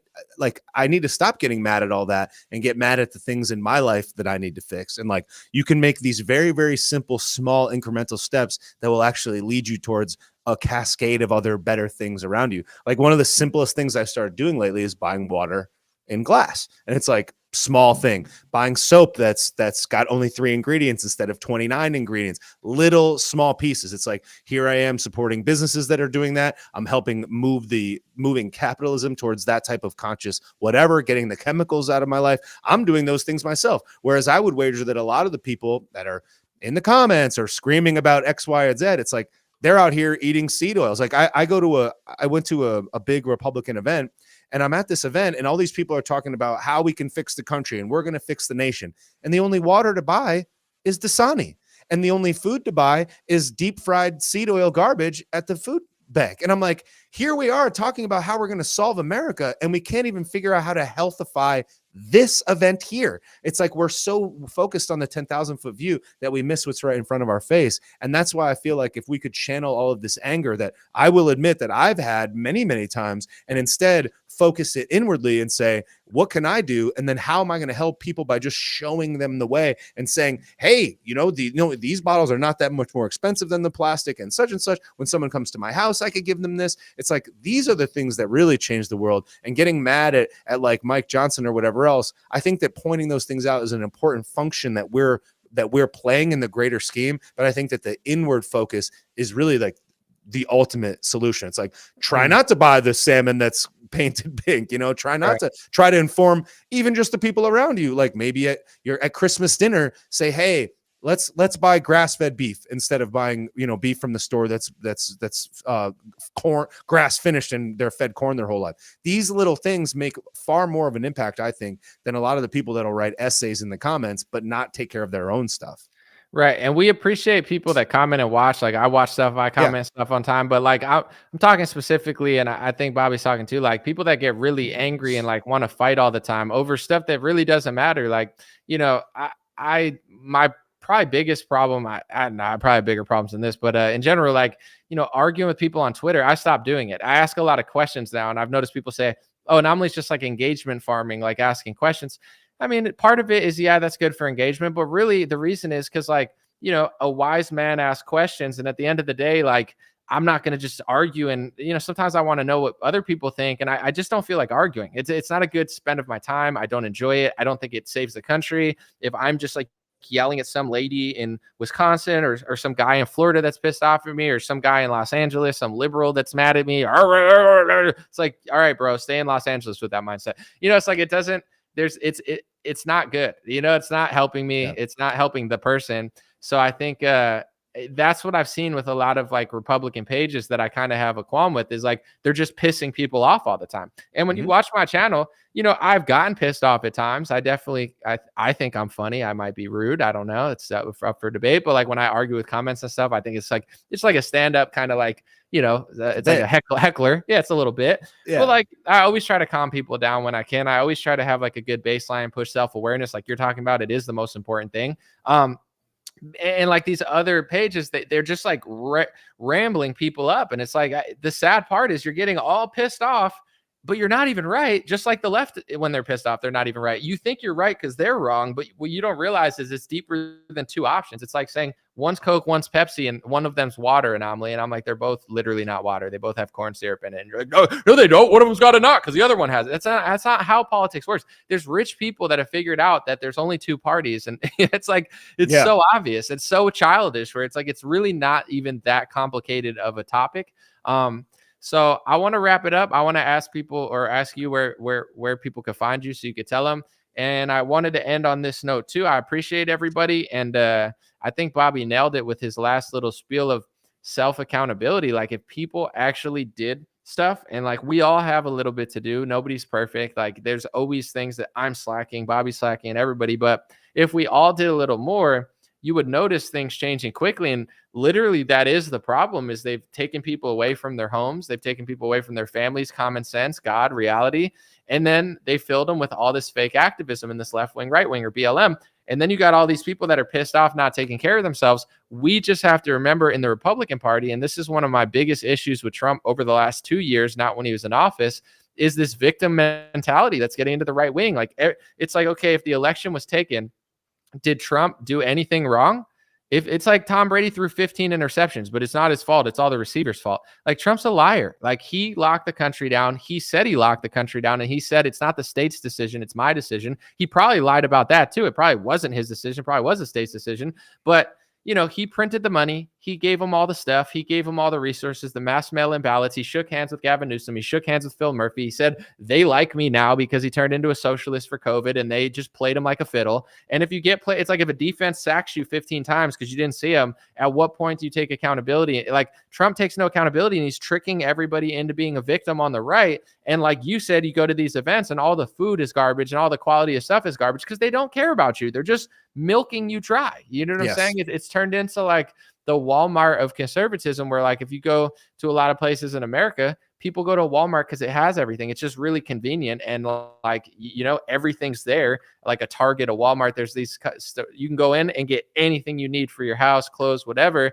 And like, that's becoming like the Republican Party in a sense. Is like, they're just like taking advantage. And I'm not saying Walmart's necessarily taking advantage of people, but like, it's just like, come here and we know that you're going to buy a lot of stuff. And that's really all it is. It's like, we know that if we can get you here and rile you up and piss you off, that you'll support us and give us a lot of money. But we don't, like, if we had a little more self-respect, it wouldn't happen. And I think with the lockdown and stuff, sorry to go on a little ramble, but like, if everybody drew a fine line and was like, yo, that, like, loyalty goes both ways. If he's not loyal to me, if I'm locked in my house in a state and Trump's bragging about it and flying jets over my head and hanging out with Fauci and doing all this socialist communist nonsense, telling Sweden to lock down the data, you think I was like in my 20s reading data on my computer. Trump's got 100 advisors. You don't think he could have known? He didn't care. He wasn't loyal to us, and everybody just demands total loyalty. And some people will be like, "Oh, that's so bad." No, it's because I'm a man. I'm a strong person. I'm not a pushover. So like, if somebody wrongs me 15 times like that, I'm not going to hate them, but I'm going to say something. So many people in the Republican Party are pushovers. They're just like told, and he knows that. He's like, Lindsey Graham, they're booing, and he's like, I'll fix you guys, I'll change you, and I know I control you. Like, having more self-respect, taking care of yourself, believing in yourself, not putting your idol worship into politicians as you say it's loyalty, but really it's like a lot of times just living vicariously through someone else because it's like too scary to face what's going on, and you just hope there's a solution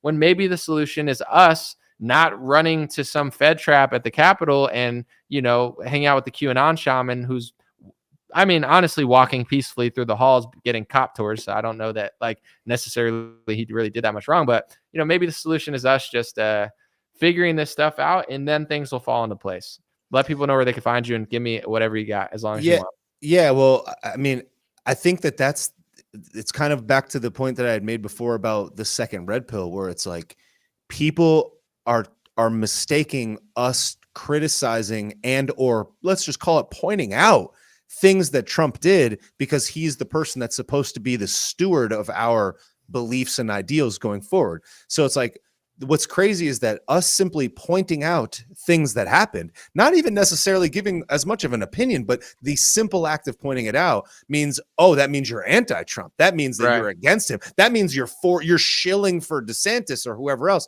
And it's like Biden, Bobby? Yeah. And you're like, no, I can't stand Joe Biden. But saying something about Trump doesn't mean you like Biden. Okay. Right. So it's like, it's like I blame myself, and it's like I wish that the people would blame themselves and look inward and say, if I can't discern that me saying something that Trump did doesn't mean that I'm anti that.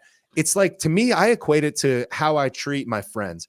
If a person tells me that they, hate their financial position and they hate their job and they're sad and they're upset and they're overweight, I'm not going to be like, yeah, man, that sucks. I'm going to be like, you need to like run. You need to go lift some weights. Like, you need to quit that job and get a better job. I tell you the hard truth because that's what a friend does. They point out the thing that you don't want to hear to lead you to a path towards enlightenment. So it's like us pointing these things out is what we need to do in order to create a stronger and more resilient population, and then pick and hold accountable stronger and better leaders. That's what a person who loves you would actually do. So it's like they're getting mad because we're telling them the truth, and they're gonna like fire off some comment and then go to their buddy that says, no, you look good like that. No, you're totally fine. Right. No, it's the government's fault. So it's like, this is the behavior, in my opinion, of people that really care. And it's like, if you were to be somebody with a little bit of depth of understanding, you would look at the context.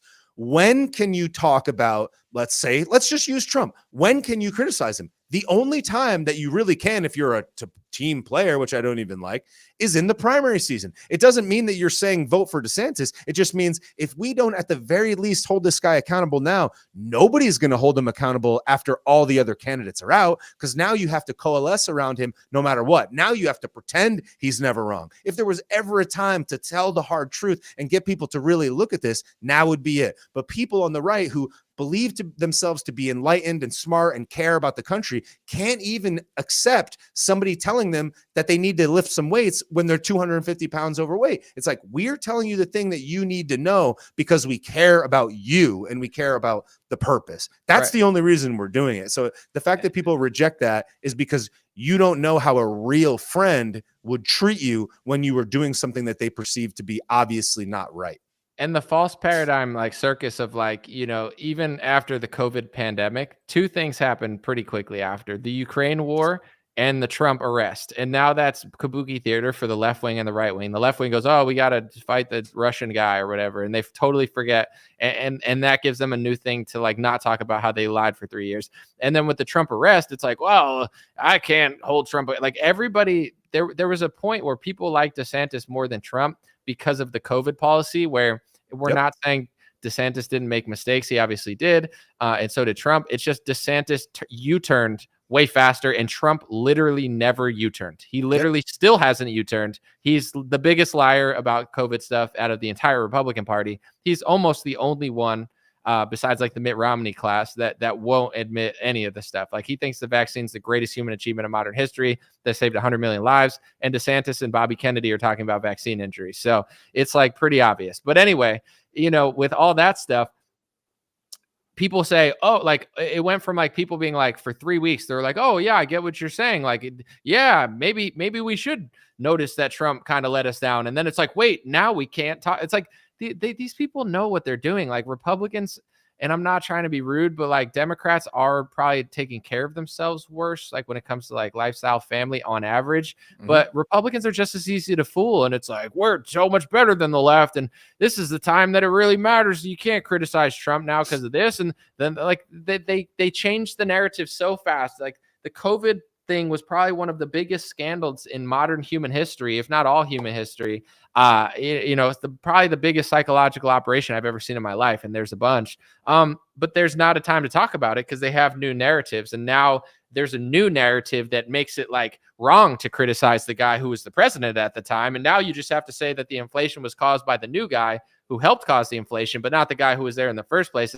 And then now you have to go around to speaking gigs and say, well, 4 years, I mean, Trump, everything was better under Trump in the economy. It's like for 3 years it was, but for the fourth years, it was like, you know, throwing 5 touchdowns, 1 touchdown a quarter, and then throwing 50 interceptions in the fourth quarter. Like, you know, you lose the Super Bowl. Trump not only lost the election, but he lost like everything with his COVID handling. I'm not saying it's all his fault or anyone would have done different, but if you're going to sit around and gaslight people and say it was 4 years of a great economy, the 2020 was one of the worst economic years in modern history, and it led the way for inflation. And if Republicans can't admit that, the opposition is controlled, whether people know it or not. They've controlled you with this false manipulation of like paradigms and news stories and left versus right and arrest narratives and mugshots. It's like, you know, I don't know.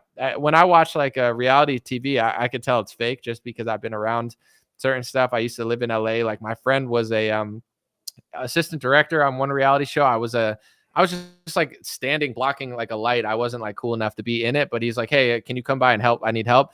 And it's like 20 times as fake as people think it actually is. Like, it's really crazy how they do that stuff. It's like, you know, even I saw Chris Christie one time in New Jersey. I saw him pretend to give out a bunch of food somewhere, and I saw the truck, and the truck was like, it was basically like one layer of the food and the whole truck was empty. Either it was like fake food or it was just like a PR stunt. Like, that's how crazy it is. So when I watch a lot of stuff in politics, like in all these stories, like it reminds me of Hollywood. It's like, it's so obviously fake to me, but like, yeah, I know, like, no, they might arrest them. Like, it might be real, but it also like, yeah, like Kim Kardashian, like she might really be beefing with Kylie. Like, it, you know, that they do have real drama and they bring it to the public, or they might have just wrote that. I'm not sure, but I'm not going to act like I'm 100% sure that they're really mad at him because it came up and now it made the right not be able to talk about what he did and what everyone else did during COVID. It's like, it just reminds me of like cheap Hollywood theater. And the older Trump and Biden get, the more obvious it gets, you know, because they're both getting old, especially Biden, but even Trump's getting pretty old.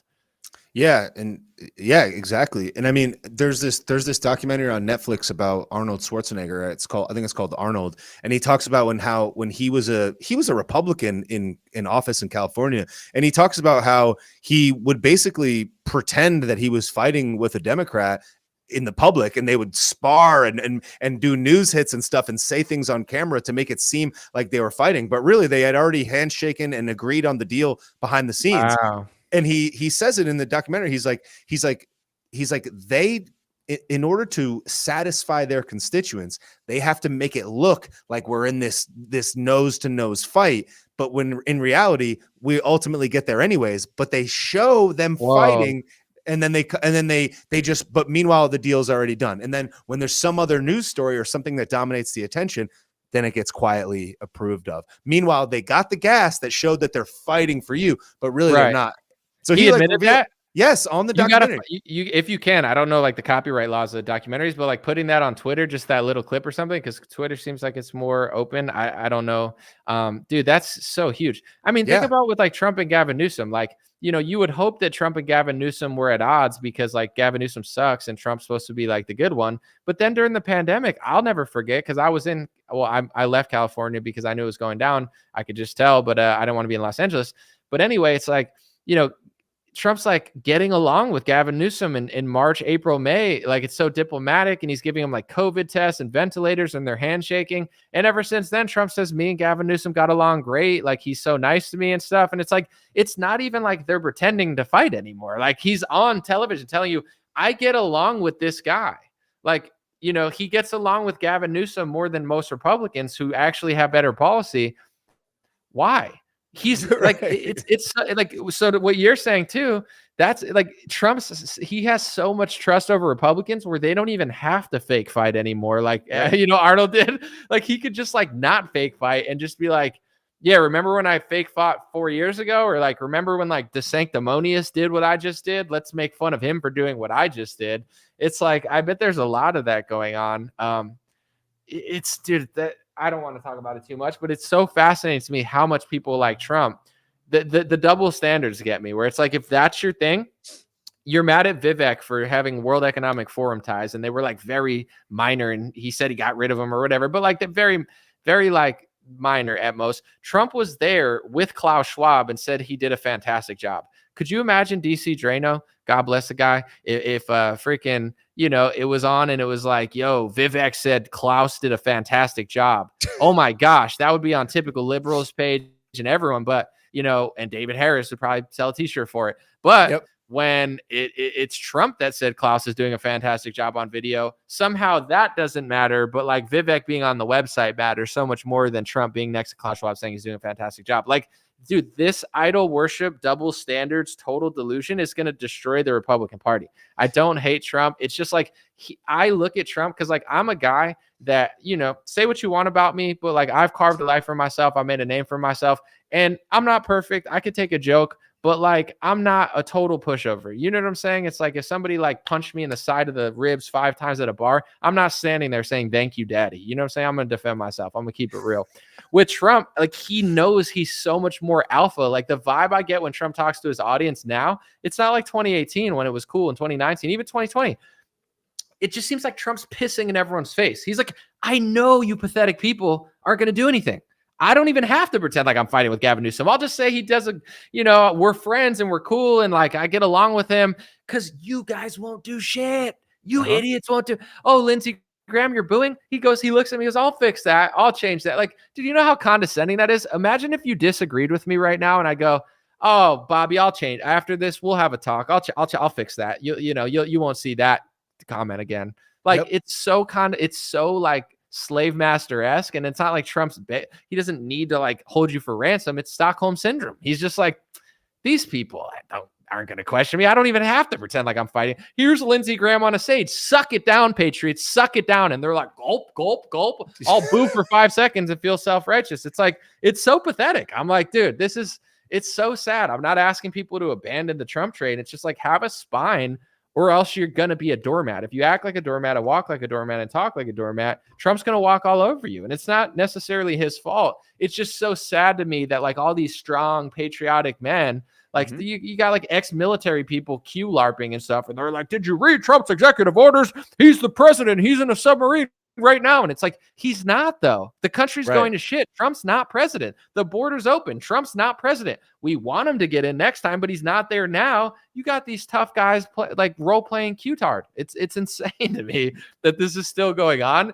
And I only can laugh about it and find other interests in life because I'm not a pessimistic or a black-pilled person, but it's like I see the Republican Party for what it is. And I've come to the conclusion that right now at this moment, enough people don't want to be honest with themselves. So I'm not going to sit and cry about it all the time like I did a couple years ago. I'm just going to move on and, water fast because I'm getting a little too fat. That's what I'm doing today, drinking water. About to piss myself.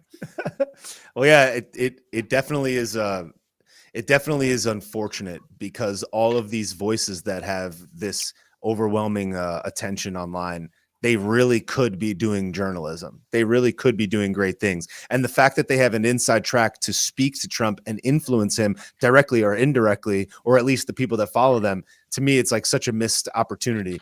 What I wonder is like, it's like, how could they not know that they're doing that? And if they are doing that and they're just leaving out all these things that he says and does, and then they'll meticulously pick apart any other candidate and say that he's a loser. It's like, if Tom Brady is to go back to Tom Brady, it's like if Tom Brady is the starting quarterback, then it's like, I don't care what people say about DeSantis. He's the most effective number 2 that there is. And if you're saying like this guy's a loser, neocon, like China shill, and he wears high heels, it's like, well, when Donnie is, let's say he serves his term, who's the next guy? Is it Vivek? Is that the person? So you're just going to completely ruin this guy that's done all these things that are good because Donnie said boo? It's with DeSantis too. It's like he could go over to China and do something and they'll be like, oh my gosh, that proves he sold out. Trump could literally like be on his knees at Xi Jinping and they'll be like, dude, it's a sign. When Trump's on his knees, he's on his feet. When he's on his feet, he's on a spaceship. Think Space Force, Kamala Harris. Trump's going to shoot Xi Jinping with a rocket. And you're like, dude, what are you talking about? Like, the double stand, if they could criticize DeSantis and Trump equally, I wouldn't care. But literally, like, it's so nuts that like no matter what, it's like BLM endorses him. It's like, oh, that's awesome. It's like if BLM endorsed DeSantis, it's like that proves he's a libtard, he's a liberal, and it's like, like you said, do these people believe themselves? There's no way they have to know they're full of crap. Yep. Right. They have to. They can't be because they're smart enough to look through all this. So that to me is like kind of like you said. It's like the right is. It's like almost worse. It's like if you're pretending like 1776 Patriots, and then you're just like, and then you just lie about this. It's like, well, screw you, dude. Like, I will not buy the lumpy pillow. Like, I will not use the coupon. Like, fuck off. Dude. Vivek does that stuff too. I was like trolling him one time and then he sold like 1776 t-shirts like the day after we were talking about it or whatever. Yeah. I think it was when you were on the show. I can't remember. But it's like I tell people this. I say I don't trust Vivek at all. I think he's a people pleaser. I think he's like you know what I'm saying? Just like he's like the guy at work. He's like, hey, I'm here to. It's like, oh, sure you are, bro. But at the same time, I still do like him better than most candidates because I'm realistic. And even though he does all those things, everyone like just because other people are good actors doesn't mean that like he actually does take some principled stance that he's not willing to budge. That's pretty heroic and brave of him in that sphere that even Trump and DeSantis don't do. So I got to give credit where it's due. It's like even though I don't trust him, this is like, in my opinion, the accurate take. I don't trust him. I like him. He's a nice guy. But just because I don't trust him doesn't mean I'm going to like say like, oh, he's World Economic Forum. And it's like, okay, so what about Trump at the World Economic Forum saying Klaus is doing a fantastic job? Is that World Economic Forum? No. Well, now what you're saying doesn't mean anything because you don't hold the line equally for everyone. You know, it's like, yes, exactly. Now it doesn't mean anything. So it's like with Vivek, like people can't wrap their head around. I'm like, I do not trust him at all. I stand by everything I said previously, but at the same time, you know, I watch what happens and there's certain categories like, you know, the second or third debate, whatever it was like, well, I love Israel. And they're like, I love it more. I'd send him $15 billion. I'd send him $1 trillion. Nikki Haley's like, I'd throw our country in a trash can for it. She's like, we don't need them. It's like everyone. And then Ron was talking and you know, and then even Vivek was like, I'd put Hamas's head on a stake. And it's like, bro, you're like you're not putting anyone's head on a stake. You're not, you know what I'm saying? You can't even put a steak on a steak, let alone a freaking head on it. But like, you know, he's like, I'd do that. But he's like, I also believe in free speech. And they all got like mad at him. And I was like, you know, like that was a good take. Like, you know, I get that he was trying to please both sides, but he stood on something that mattered where it's like, I don't trust him. But it's same with RFK. Like he's done things I don't like. but I do like certain things about him. I'm just realistic. I don't trust him. I don't think he would, but I would like to see him at the FDA or the HHS. I would love to see that. That would be amazing. If Trump was smart, and I don't even know if I want this anymore because I don't know if Ron DeSantis would go crazy and just destroy the First Amendment for Israel. But in general, if Trump wins and he says, Bobby, you're my HHS, the head of HHS. DeSantis, you're my attorney general. Bro, election won by 20 points. You know what I'm saying? Like, you scoop up both sides are happy. RFK people, like, I would vote for Trump more. Like, I'm not saying I'm not going to. It's just like I want to see how it plays out. I'm not voting for Biden. It's just Trump is like kind of disgusting to me now. But in general, if he said, I'm putting Bobby at HHS, I'm closing the border, and then I'm going to be full of shit on everything else, I'll be like, okay, I'll vote for you. Like, I know you're going to do a little bit, you know? I'll put DeSantis here. Like, please do something like that, because I can't do another pharmaceutical lobbyist at HHS, and I'm going to have like QAnon boomers on Instagram being like, you don't understand, when they put glyphosate on all the vegetables, he's really putting Nikola Tesla juice. Eat the juice. He's like, oh, and you're like, dude, I don't know if you should be sucking down like leftover Moderna juice like that. He's like, no, trust me. I watch X22 report, and I'm like, I can't do it anymore, bro. Please, for the love of God, Trump, if you get in, hire not a pharmaceutical lobbyist to run the health department, or else like our kids and our kids' kids are gonna come out deformed. Yeah, no, yeah, that's I watch a guy that I look at his shoes. He has boots on. I show his boots, and he talks to me behind the illusion of no face, and he just has his boots visible. I'll just say that like the thing that can be true, which I think a lot of people don't understand, is like Trump, DeSantis, and Vivek are all good candidates. They're all, generally speaking, somebody that we agree with 90% of the time. We're just being people that want to be critical to find the best candidate, to find the one that has to answer all the questions. I believe that all three of them are very, very good, generally speaking. And that's why it always bothered me when Donnie is just like, oh, he's got heels on, he's a loser. It's like, okay, why don't you just talk about a thing that really matters? But people eat that stuff like it's chum in the water. And dude, but anyways, DeSantis should start throwing more low blows. I don't know if it's smart though, but he should be like, yo, you're kind of fat though. You know, you call Chris Christie fat. You're fatter than me. Like, dude, you know how RFK was like working out? I know that's not like presidential or whatever, but like if Ron DeSantis just pulled one of these and was like, bro, look at this muscle, dude. He's like, you're a fatty. You drink Diet Coke, fatty. You know, you eat McDonald's, fat boy. Like, dude, I'm not saying it's a good idea. I'm not saying it's polite. You probably shouldn't do that to any former president, but for my own entertainment, you know, like, oh, you got little boots. Oh, wow, you're big and fat. That's cool. He's like, I served in the military. I'm small. I play baseball. I'm athletic. You play golf because that's all you could do. You can't play real sports. You know, like come on, dude, step it up a little bit. Like, take the boot off, throw it at him like that guy in Afghanistan threw it at or Iraq threw it at Bush. You know what I'm saying? Like, throw it off. Like, wear sandals to one of the debates. I don't know. You got to switch it up because like it's. You know, I'm tired of hearing about the boots. It's like, dude, I'll take a midget that's like 2 foot tall if he would, you know, stop printing so much money and like end foreign wars. Dude, I'd support a freaking ant. You know, that wasn't even a human for president. Yeah. Well, it's going to be interesting to see what happens tomorrow in that debate with DeSantis, or with that debate with Newsom. I think that's going to be that's tomorrow. Yeah, it's tomorrow night at I think at 9:00. I would encourage people to watch it. You think? I'm definitely going to watch that because, dude, that has a big national landscape of like, you know, if DeSantis makes him look really stupid, that's awesome. If Newsom crushes DeSantis somehow and makes us look stupid, or that's also really good for Newsom. Like, dude, everyone's like, why should, dude, he's down 40 points in the poll. Trump calls him names all the time and calls him a pedo. It's like, just let him excuse my language. Let me Franken sauce debate. You know, I want to see it. Newsom and DeSantis. In my opinion, that's way, way better than the GOP debates, and I'd rather watch that than a Trump rally because it's like something we haven't seen before. And Newsom, you know, he's gonna be smiling. He's gonna have that slick back. You know, DeSantis is gonna get them. You know, he's gonna be on stilts. He's gonna be up here. And you're like, yo, what's going on? And he's like, what? What?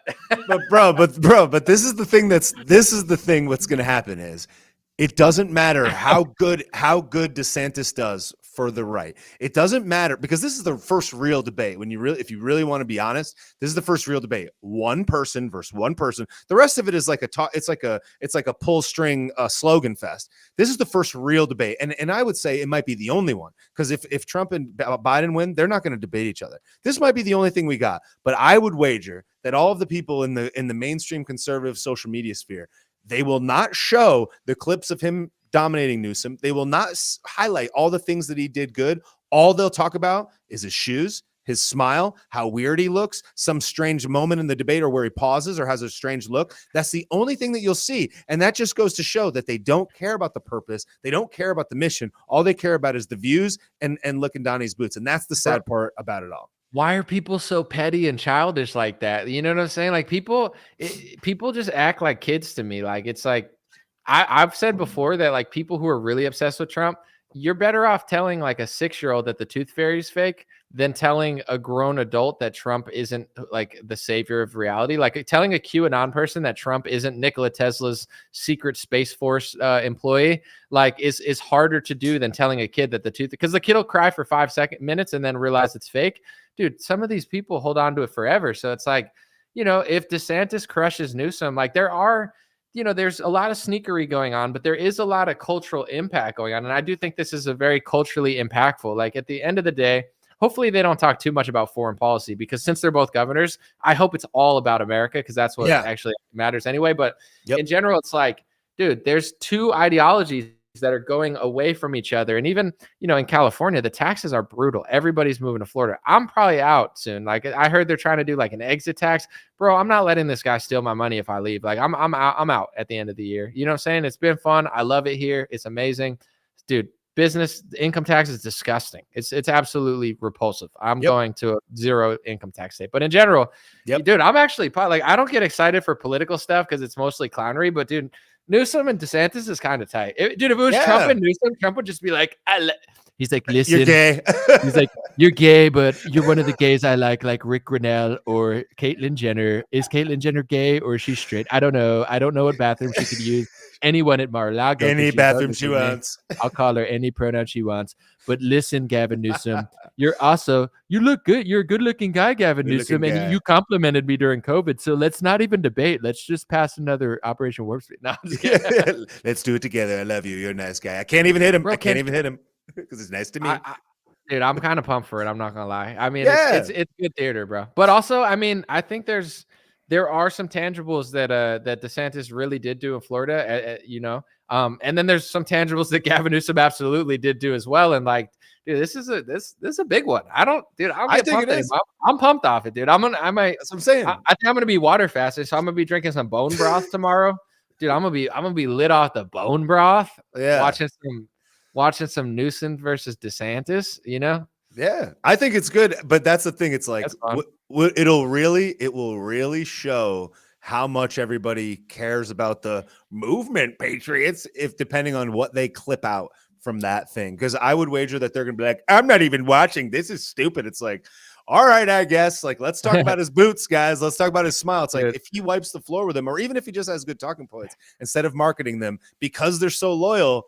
Yeah, like that's all that we're gonna see. That's my. I'm gonna get the good clips. I'm gonna be on it. I'm gonna be a Los Angeles Clipper, if you know what I mean. But dude, I might just make a DeSantis remix just to piss you off. I'm gonna take like one weird thing and it's like make an EDM song out of it. You know what I'm saying? And then I'll be like, ha, dude, look at him, look at his face, and they're like, dude, he actually won the debate. It's like, yeah, but I mean, he. I understand though. I talk so much. Sometimes like I lick my lips and you don't realize until you film yourself. And this goes for everybody, like Trump, Biden, all of them, even though I don't like Biden. When you talk enough, you make mistakes. And people are like, oh, dude, he said the wrong word. You know, Trump said the wrong state. Like even DeSantis people are like, Trump said the wrong thing.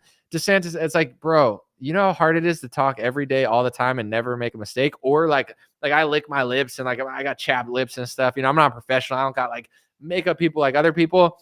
And like if someone clips me just like licking my lips and stuff and like repeats it, dude, it would suck, you know. Like luckily I'm not under that type of scrutiny, but it's like with that sort of stuff, you know, Trump, do you remember the one of Trump where he's like, "Ugh," like in the one debate? There's that one picture that I always find that liberals usually do, but it's like mid talking. When you're talking, it's like, Yep. I don't know. I feel for all of them, even Biden, because they're like, dude, he said the wrong thing. It's like, bro, he's 1,000 years old and he talks 8 hours a day. Like, dude shouldn't even be standing, let alone freaking debating Israel and Palestine. They're like, dude, he called Palestine like a platypus, and you're like, give him a break, bro. You know, Yeah. Israel versus platypus is a way more interesting battle anyway. Yeah. Well, that's the thing. It's like they'll clip that out, but not clip out the thing that really happened, the real policy that went in place, because everyone eats it up and they're like, oh, Biden's old and dumb. And it's like, all right, well, now we're using all the attention of the day on something that's like, who gives a shit, really? It's like, oh, someone booed somebody at a game. Who cares? Like, that's not news, but people eat that up. Man, I could talk to Bobby forever. This was a great podcast. I'm just going to declare it confidently, man. That flowed like the Nile River, so to speak. No disrespect to any other ethnicities. I know it's sensitive using other cultures now. You know, God bless the Nile River. Where can people find you, Bobby? Just drop a few links. And guys, I'm going to put his stuff in the description afterwards. Yeah, so it's at Take Naps on Instagram. That's home base, but I'm also on TikTok, Take Naps with 2 S's. And then all my links are at followbobby.com. Follow Bobby. FOLLOWBOBBY. Followbobby.com. All right, guys. God bless you, and check out. I'm gonna roll some stuff in the credits. Appreciate you guys. This has been another successful episode of Dream Rare Podcast. Appreciate you guys.